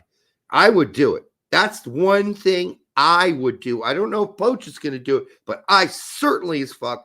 Maybe I'm buying in too early, but I saw what Nathaniel Brown did in, yes, a glorified game, but both teams played a lot of their starters, so it wasn't like it was backups against backups. It was starters versus starters in a big-time Pokal game between Gladbach and Frankfurt, two of the big boys left in the tournament, and they came out firing, and Nathaniel Brown played really fucking well. So, really well. Umar says Nathaniel Brown was on the provisional roster for October. I didn't know we had a provisional roster in October. Well, I hope that becomes a reality. I don't need to see any more Lund right now. I want to see somebody else. We know exactly what we're going to get from Lund. And, we know exactly what we're going to get from Jedi, but we need Jedi there because he's one of our more consistent players on the pitch. And if the Brown gets on the field, it's because, well, God help us, Jedi gets injured, but we're up 2 or 3-0. And there's like 20 minutes, 15 minutes left in the game, and he gets some playing time, and it gives fucking Jedi a breather. We've already seen Lund multiple times. I want to see myself some time to get this kid introduced to the team, introduced to the player, introduced to the Poch's culture already. And Poch saying, I believe in this kid, and I really want to see him. I want to see him out in practice. I want to see him in training. I want to get him integrated early because there's not much time, people. Let's get him in now. I was super impressed by this kid. I know it's only one game and then some time off the bench, an earlier game. So I'm ready to make the commitment. I hope Poch is too. I agree with Laverdad. I think Lund gets way too much hate. Quite frankly, I think the issue with Lund is he's not Jedi. Right. I don't hate Lund. I hate Lund. I mean, he's made some mistakes periodically, but again, as he mentions here, he hasn't caused us one loss. I don't think any of the goals have come from Lund's side. No, this has nothing to do with Lund. He's not Jedi. But the problem is that we want to find somebody else who's similar, who's closer to Jedi's skill. Maybe it's Nathaniel Brown. Who knows? I just want to offer another guy a look. Yeah. Because we already know what Lund brings. How about giving Nathaniel Brown, a guy that plays on a Bundesliga team, a look? Just bring him into camp. Let the guys get to know him. Lund already knows all the guys. Yeah. This is a glorified fucking friendly. Let's be really honest, against Jamaica. It's important because it's Nations League. It's an important tournament because FIFA said it was and is. It's important because it's like one of our outside of the Gold Cup. It's our only competitive matches. I get it, and it's time to work a few guys in. You just want to get a better look at it. And I am guaranteeing you that Poch watched the game. Well, I may have watched the game simply or had somebody there to watch that Nathaniel Brown game. I'm also told that, is this correct, that Poch met with Henri Chase? I have no idea. That's new to me. I don't know. So we'll see. That'd be a massive pull. There was obviously the talk after being left off last window's Japan's roster that this would be the time to start, poking, prodding. So I can't remember who sent me it, but yeah, somebody messaged me and said he had a meeting with Henri Chase. I don't know what he said. He had no idea what came out of that. So we'll see what happens. That would be the time to do it. I mean, you're like, oh, we have this, this guy who didn't get called in by Japan. Maybe I should give him a call and say, hey, keeping an eye on you. Yep. All right. So outside, my personal opinion is I do think we're going to see Poch call up maybe. So here's the big question: Nathaniel Brown instead of Lund. Does Nations League end up tying Brown? Yeah, he doesn't care. He's never played for Germany. I know that. I don't know. I've never seen an article of him interviewing him saying one way or the other. I mean, from our standpoint, we're saying like, well, there's no chance he's going to play. No chance he's going to play for Germany. No. But I mean, all I'm saying is that I don't know if he's necessarily given up on the possibility, or if that was even a hope. Maybe he's always hoped to play for the U.S. I don't know. We got Poch. He'll come play for us. Sure. So I'm happy to disagree with Tact if we can get Brown in for Lund. I'm sure Tact. Well, we're not disagreeing with Tact. We're disagreeing with Tact's trying to mind meld with Poch, and we're saying that at least in my mind meld, he saw what I saw and said, "Let's try that guy." I think it's likely Lund's going to get brought in. I think it's kind of Disney of us to think that Nathaniel Brown's going to get brought in for this match. I would agree with you until this week. Sure. Because he got minutes in the game before. Then he fucking started in one of the most important Pokal games you could possibly think of. We're down to the big boy teams now in the Pokal. Okay. Mm-hmm. And they started this motherfucker and played him for 70 whatever minutes. And he played well. Really well, impressively. Yeah. So just saying. We'll go out on a limb. Do you want to go out on a limb? Maybe it's the German American in me. But do you want to go out on a limb and disagree? Yes, I'm going to go out and disagree and say that it's not going to be Lund. That's going to be Nathaniel Brown. I'm happy to go on that. You don't have to. You can be. You don't have to agree with me. You can say I disagree and I'm going with Lund. I think it's more realistic that it's going to be Lund this window. Okay, cool. That's cool. But when I'm right, I'll call it out. Hey, look, Derek was right. I'm going to text tact. Definitely that day. All right. What else we got? Next group. Midfield. Midfielders. Oh, I haven't said this for a while. So the 130 of you here now, make sure you like, subscribe, share it with Grandma. Thank you for being here on Halloween. I know a lot of you have kids and other shit to do, so totally cool that you're here. This is a family, and we have a lot of fun doing this. Excuse me. All right. Didn't Brown almost give up a pen? It's almost. Real quick. I mean, this is basically what Derek's saying. So Nathaniel Brown is better than Luka Nex. Isn't. Okay. His path for international play is via U.S. men's national team. Absolutely. That's why I keep saying he ain't playing for the German national team. His future's with us. The sooner it starts for him, the better, and he knows it too. All right. What's the next one? Midfield. McKennie, yes. Musa, yes. Cardoso, yes. Tillman, yes. Hate to say yes to Brandon Aronson, but yes. Maloney, please God, may that be true. And Tessman. So who are the guys that would be left out if this is indeed correct? Adams? Missing Adams. And we talked about this last show, I think. Because I was like, if Adams is back getting bit minutes for Bournemouth, is Poch going to make the call and say, hey, you're going to come in even if it's for bit minutes? You said yes, he's going to get called in. He will. Yes, he needs to get a look on Adams. Absolutely.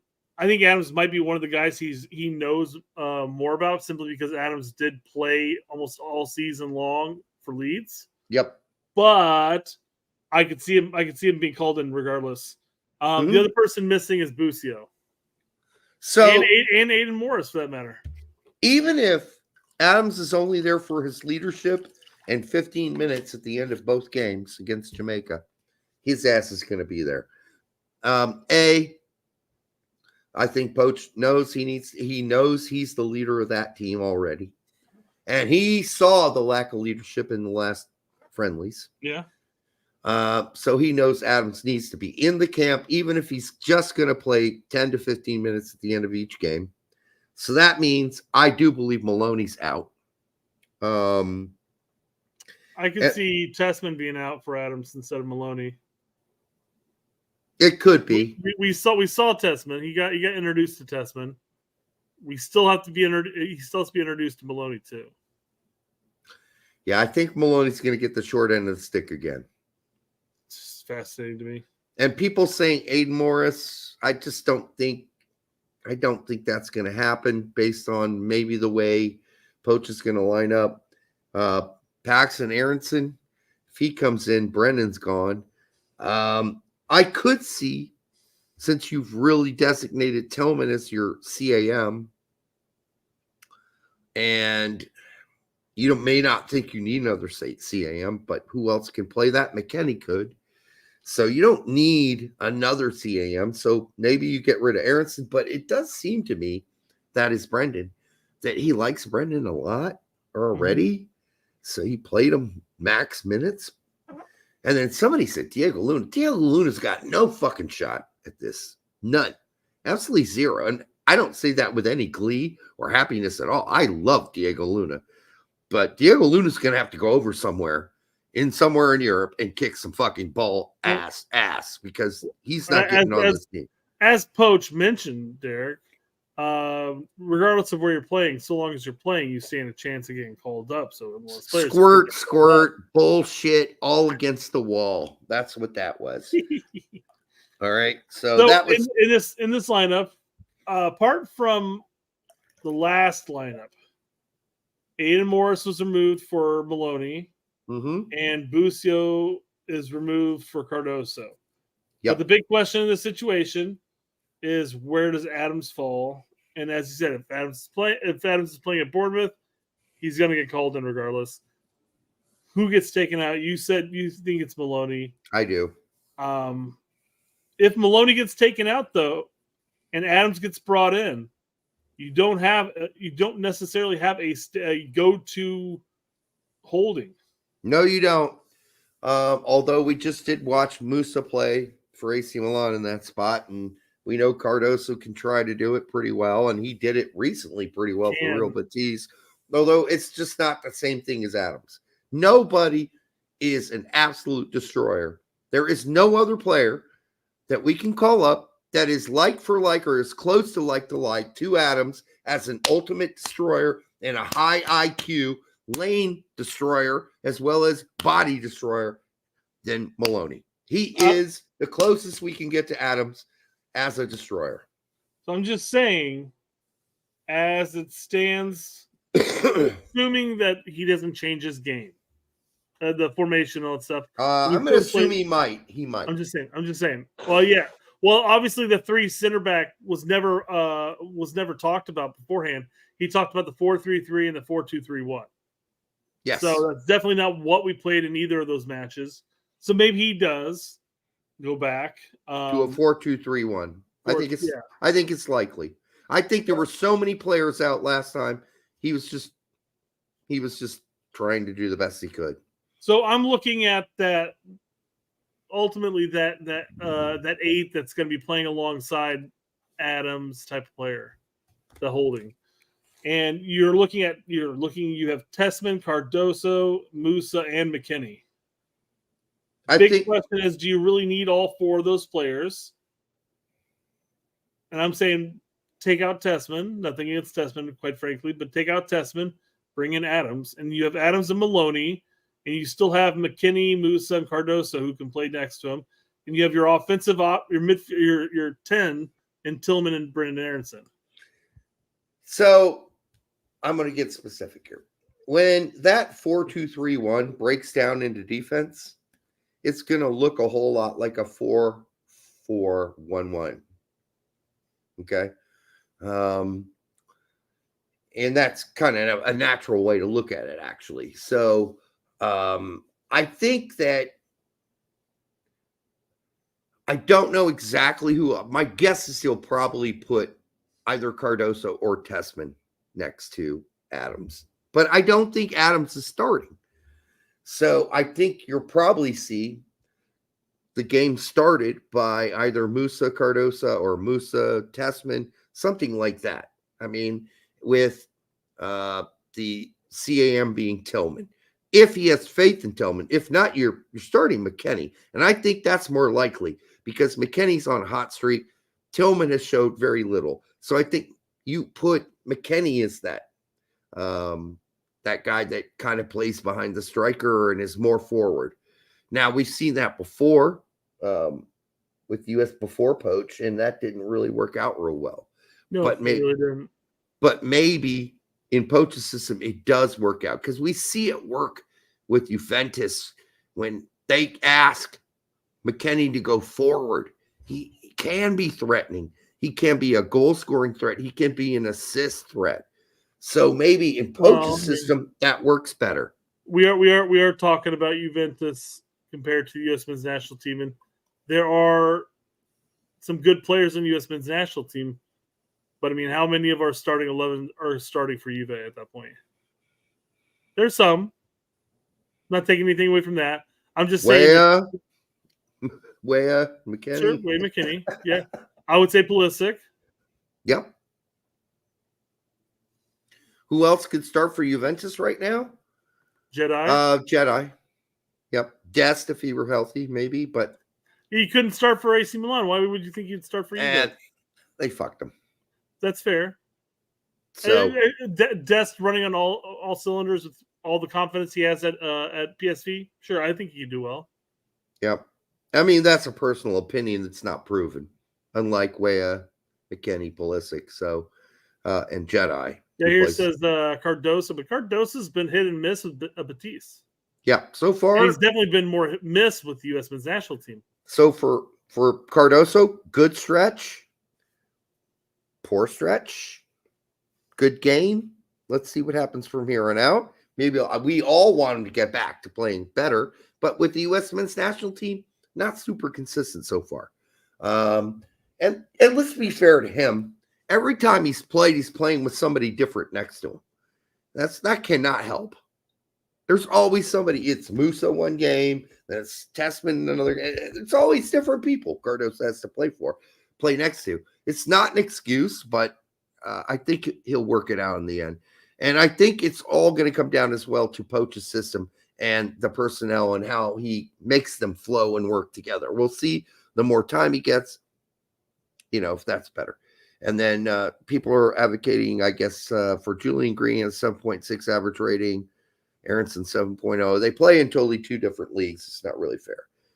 Aronson plays in Championship, which is a far better league than 2 Bundesliga. The bottom 8 teams, 10 teams in 2 Bundesliga are total garbage. Just saying, compared to the Championship, which is a much bigger league, number one, and has probably going to have about 10 to 12 teams fighting for those 6 spots, right? For the playoffs and the automatic promotion. So we'll see. Also, let's do wingers, Pulisic, Weah, right? I can't disagree. That's who else are you going to bring? I'm thinking Koleosho, but he's not made any inclination or hasn't shown interest. I mean, you brought up Nathaniel Brown as an option, and given his one game here, he's a left back. Yes, I'm aware of that. Okay. I'm just saying we're talking about winger options. Why don't we talk about Cole Campbell? So too early for me. Cole Campbell did play in a cup game, but it was nice. I didn't think he looked as strong in that cup game. I'm being a little picky here. He had some good moments. I thought there was some, he revitalized the team in some respects in certain moments. But I'm not ready yet to replace Pulisic, Weah, or Wright with Cole Campbell. Oh no, I agree. But you could replace somebody different from the lineup and pull him in. And the only reason I bring him, I don't think he's going to get called up. The only reason I bring him up is because we brought up Nathaniel Brown as a viable replacement option for Lund because of one game. Or actually one game and some change. So the only difference there is, for me, is outside of Jedi as a left back, we got nothing. Sure. I don't disagree with you on that. But Wright, Pulisic, and Weah are solid as a fucking rock. They're like almost gold standard column right now, the way they're playing. Especially fucking Haji scoring goals left and fucking right for Coventry. And again, I'm not saying replace either of those three regardless. But you could say, well, let's not bring if we play the 3 back and we have Scally in there already, maybe we don't necessarily need to bring in a CCV.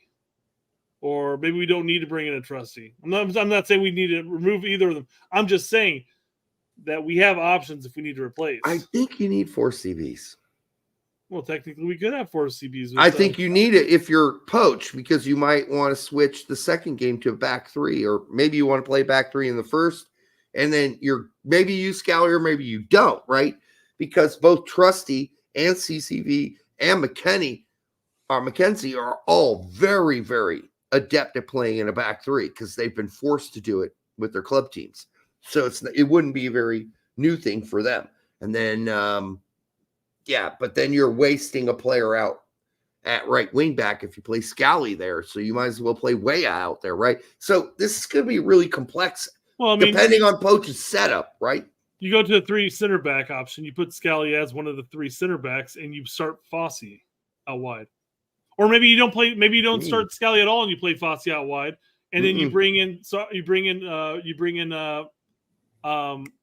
Whenever you go to the back 2, that wouldn't work either. No, dude, I guarantee you, if we play 3 in the back, and if it is Scally playing one of the center back positions, which I don't think it will be, because I think Trusty and McKenzie and even CCV are familiar with playing a back 3, so all those players could fit into that. Scally's out and Fossey's out, and you're playing Weah or Musa as a right wing back again. You're playing an attacking ass player. You're not playing. Well, you can say Fossey is, but he's not on the level of Musa, and he's not on the level of Weah, right? So, I mean, we could draw this out if we put it up to, as you well realize, you play 3 in the back, 3 center backs. you're losing an offensive player. Fosse's not going to give you what Musa. Well, what does Musa give you? I don't know. I don't know, man. Musa didn't provide outside of his goal against Panama. But Musa's a better player all around than Fosse is. He's a better all around player. I'm waiting to see it again for the U.S. men's national team again. So we'll see how that is. But my point is, his winger picks are fine, and they're going to be true. Yeah. All right. That's all I was going to say. I mean, we went through the gymnastics of it. You still have, I guess, in the end, you still have, Aronson who can jump up there. You have Tillman who can jump in there. And that's assuming we're playing a 4-3-3 or 4-2-3-1. So instead of the 3-4-3 or 3-4-2-1 that we saw in this past window. I really hope we see a 4-2-3-1. I'd like to see the Poch 4-3-2 or 4-2-3-1. That's what I really want to see. And I don't know if we're going to get to see it, but I hope we see it. I don't like wasting another center back on another defensive player who's not going to go forward, especially if we're playing Jamaica. I would like us to play 4-2-3-1. 4-2-3-1. That's what I'd like. And then the center forwards, it's just Pepe and Sargent's all he's got. At this point, right? Yeah, Balogun's still out, although he's returning to practice. Balogun's still injured. The only thing people are talking about, well, what about Vasquez? Well, okay, Vasquez doesn't start anymore for Monterrey. Shouldn't, even though he looked competent in that other game. Shouldn't he be starting? There's context behind that, though. You mean? Oh, sorry. Do you mean the other game, like the U.S. versus Mexico game, or do you mean his club game? I'm talking about the fact that Vasquez, while looking competent when he came in, isn't starting for Monterrey anymore, and hasn't been scoring for Monterrey anymore. Like, while Sargent's still an integral part and getting assists at least for Norwich. So I don't know. Yeah, I do think Poch likes Sargent. I think he likes him a lot. Every coach likes Sargent. That's the thing that people don't want to hear. It's one of those things again where the context is important. It's key. When Vasquez came in, there were already like 3 field player subs occurring. I mean, you had Haji, you had Zendejas, and you had somebody else in there. I know that, but I can't think of it right now off the top of my head. But you had player changes because before those changes occurred, we had no options moving forward up the pitch. Our midfield was overrun and it was just inept. So I feel like Tack is staring into my soul. Yeah, I just screen captured it. So all the screen caps, they all look the same. It was this facial expression. Yeah, I know. It's like the go-to tact facial expression right here. Yep. Yeah, exactly. So I feel like if you took a screen cap of 4 or 5 random screen caps, we'd have completely different facial expressions throughout all of them. I think you're right. We would. But we're always this tiny. So, Yeah, that's true. It'd be a really blurry. It would be. So, but I think Tack gets this mostly right. We threw he might get it all right. Yep. I mean, aside from Lund and Nathaniel Brown, I think we agreed on everything. I think we disagreed. Adams. We disagreed and we said Adams instead of Maloney. I think Adams is coming. I think I think the sooner he can meet the captain of the team and get him in there, even if he's going to play 5 to 10 minutes at the end of each game as part of a minutes restriction, I think he wants Adams in there. And I think he wants Adams there to see his leadership, to get him on board, to already start building towards what the future is going to look like and what his role is going to be as a leader.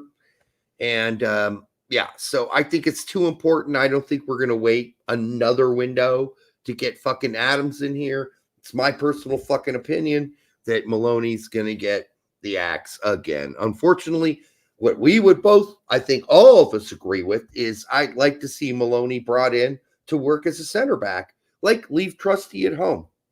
Like, what has Trusty proved? Trusty went and played for fucking Celtics. So what? He's doing well in fucking Scottish Premier League. Who fucking cares? CCV has proved, quite frankly. So I would personally, if I had my picks for center back, I'd bring Ream, McKenzie, CCV, and fucking Maloney. That's my center back picks. And I would have Maloney practicing with the center backs and as a center back. And I want to see what that looks like. Am I going to get to see that?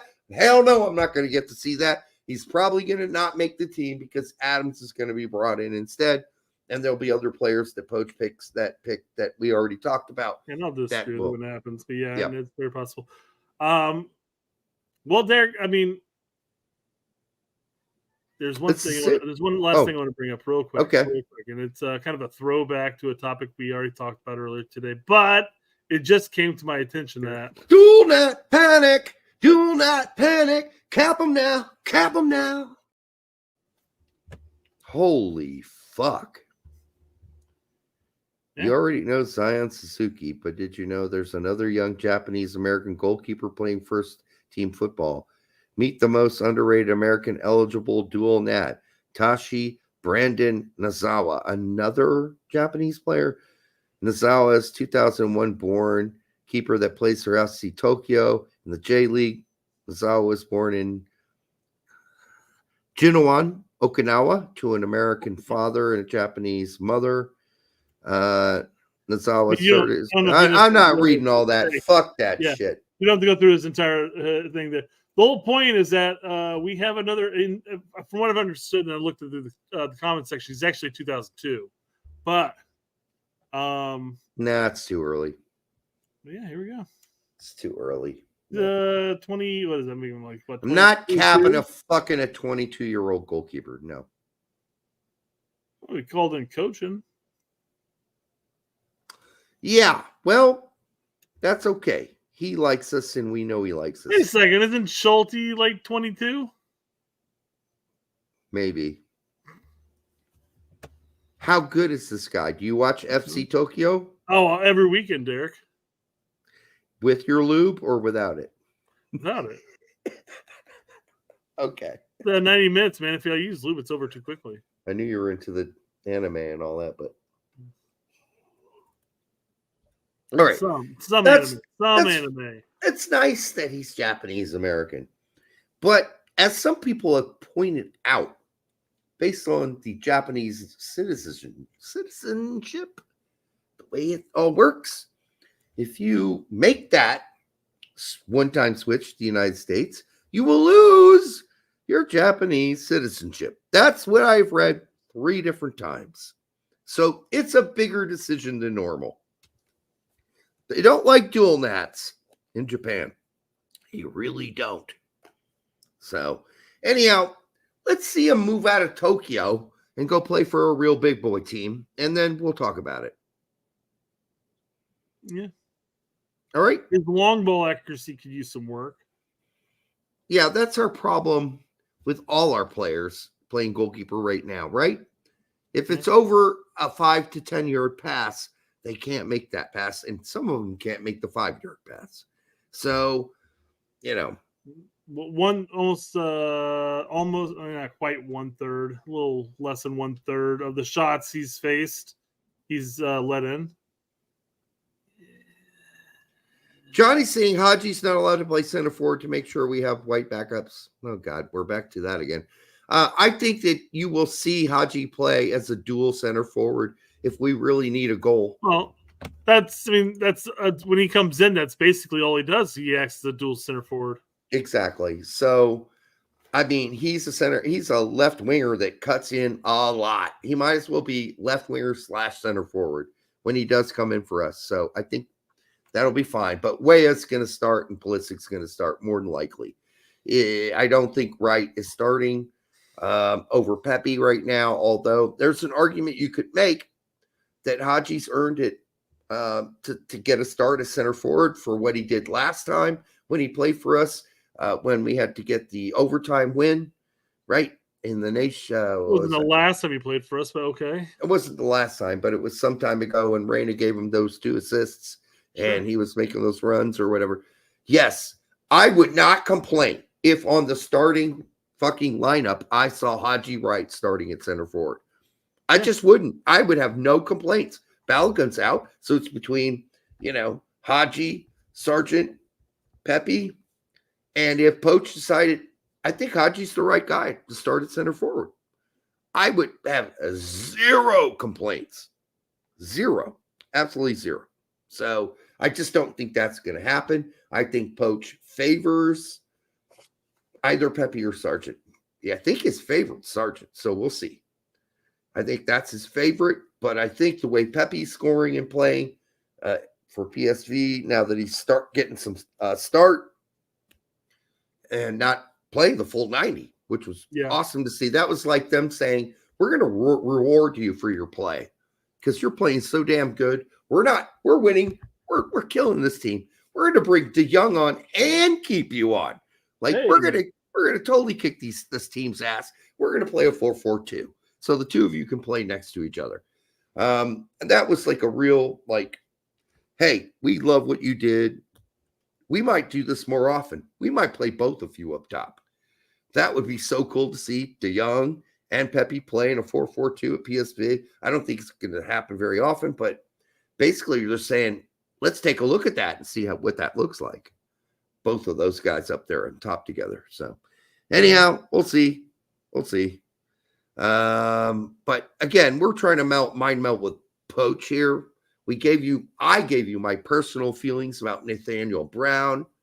I gave you my personal feelings, and Brett, I think, agreed on Adams and why he's going to be called up instead of Maloney. Otherwise, Dak got it right, I think. I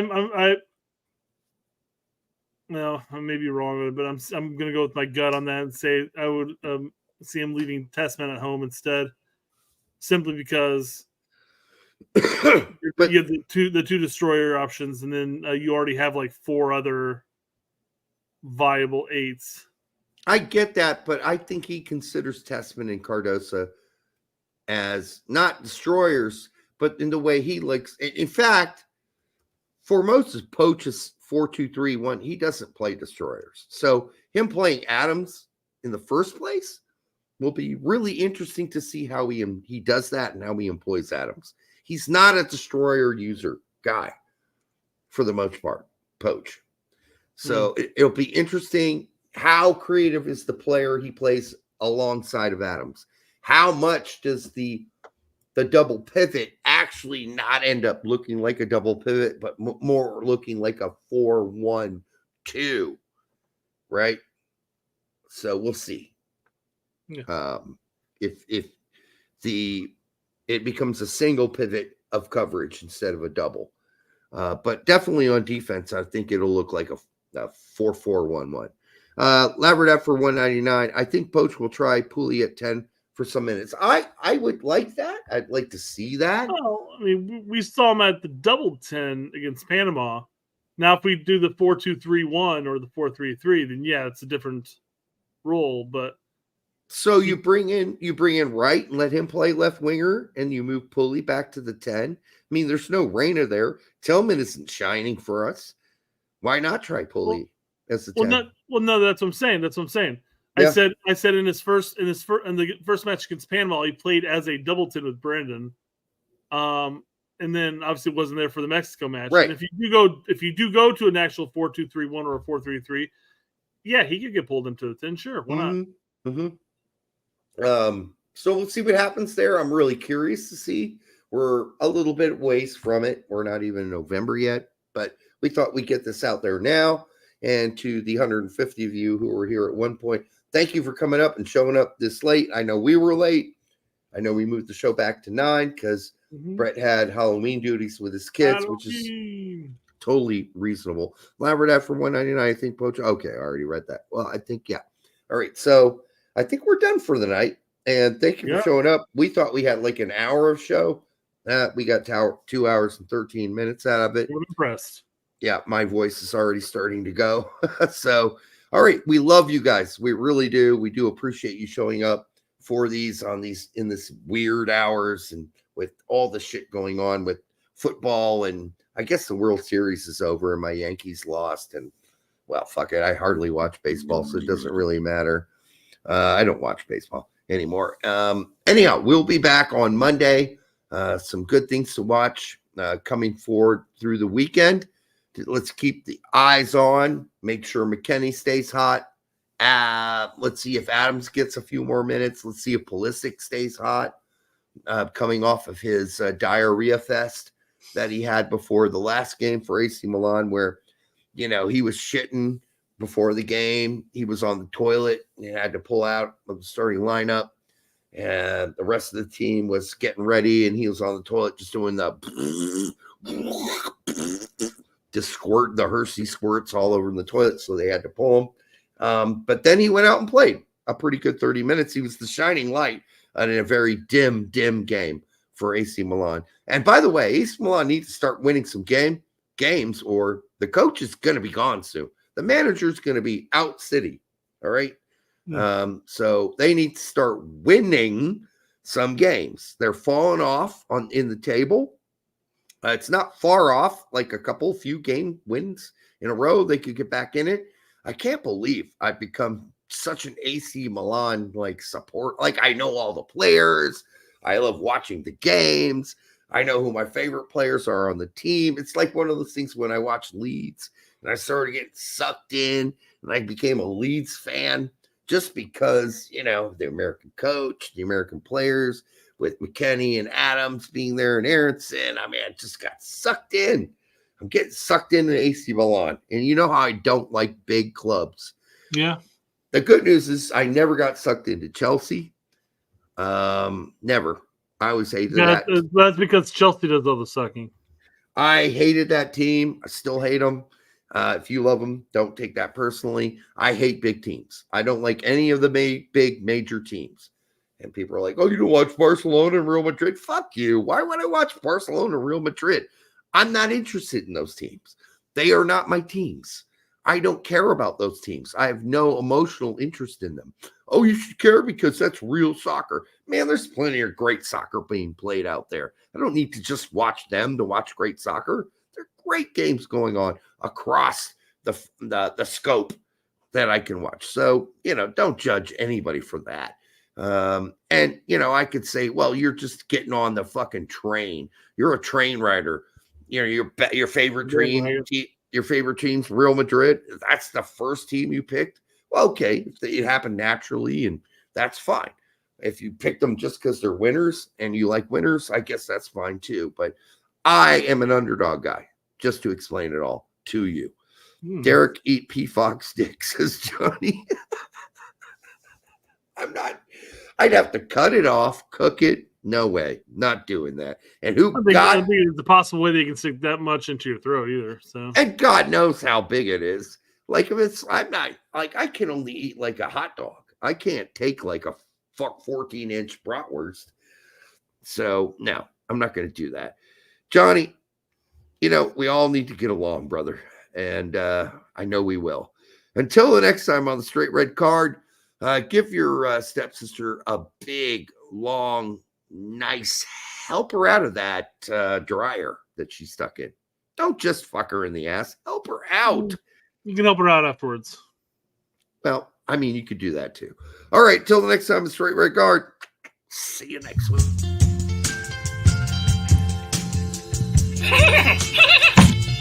That hurt. I'm really proud of the way that the guys just put in the shit. Hey, what's it like in Brazil right now? Is it warm? Yeah. It's always hot, huh?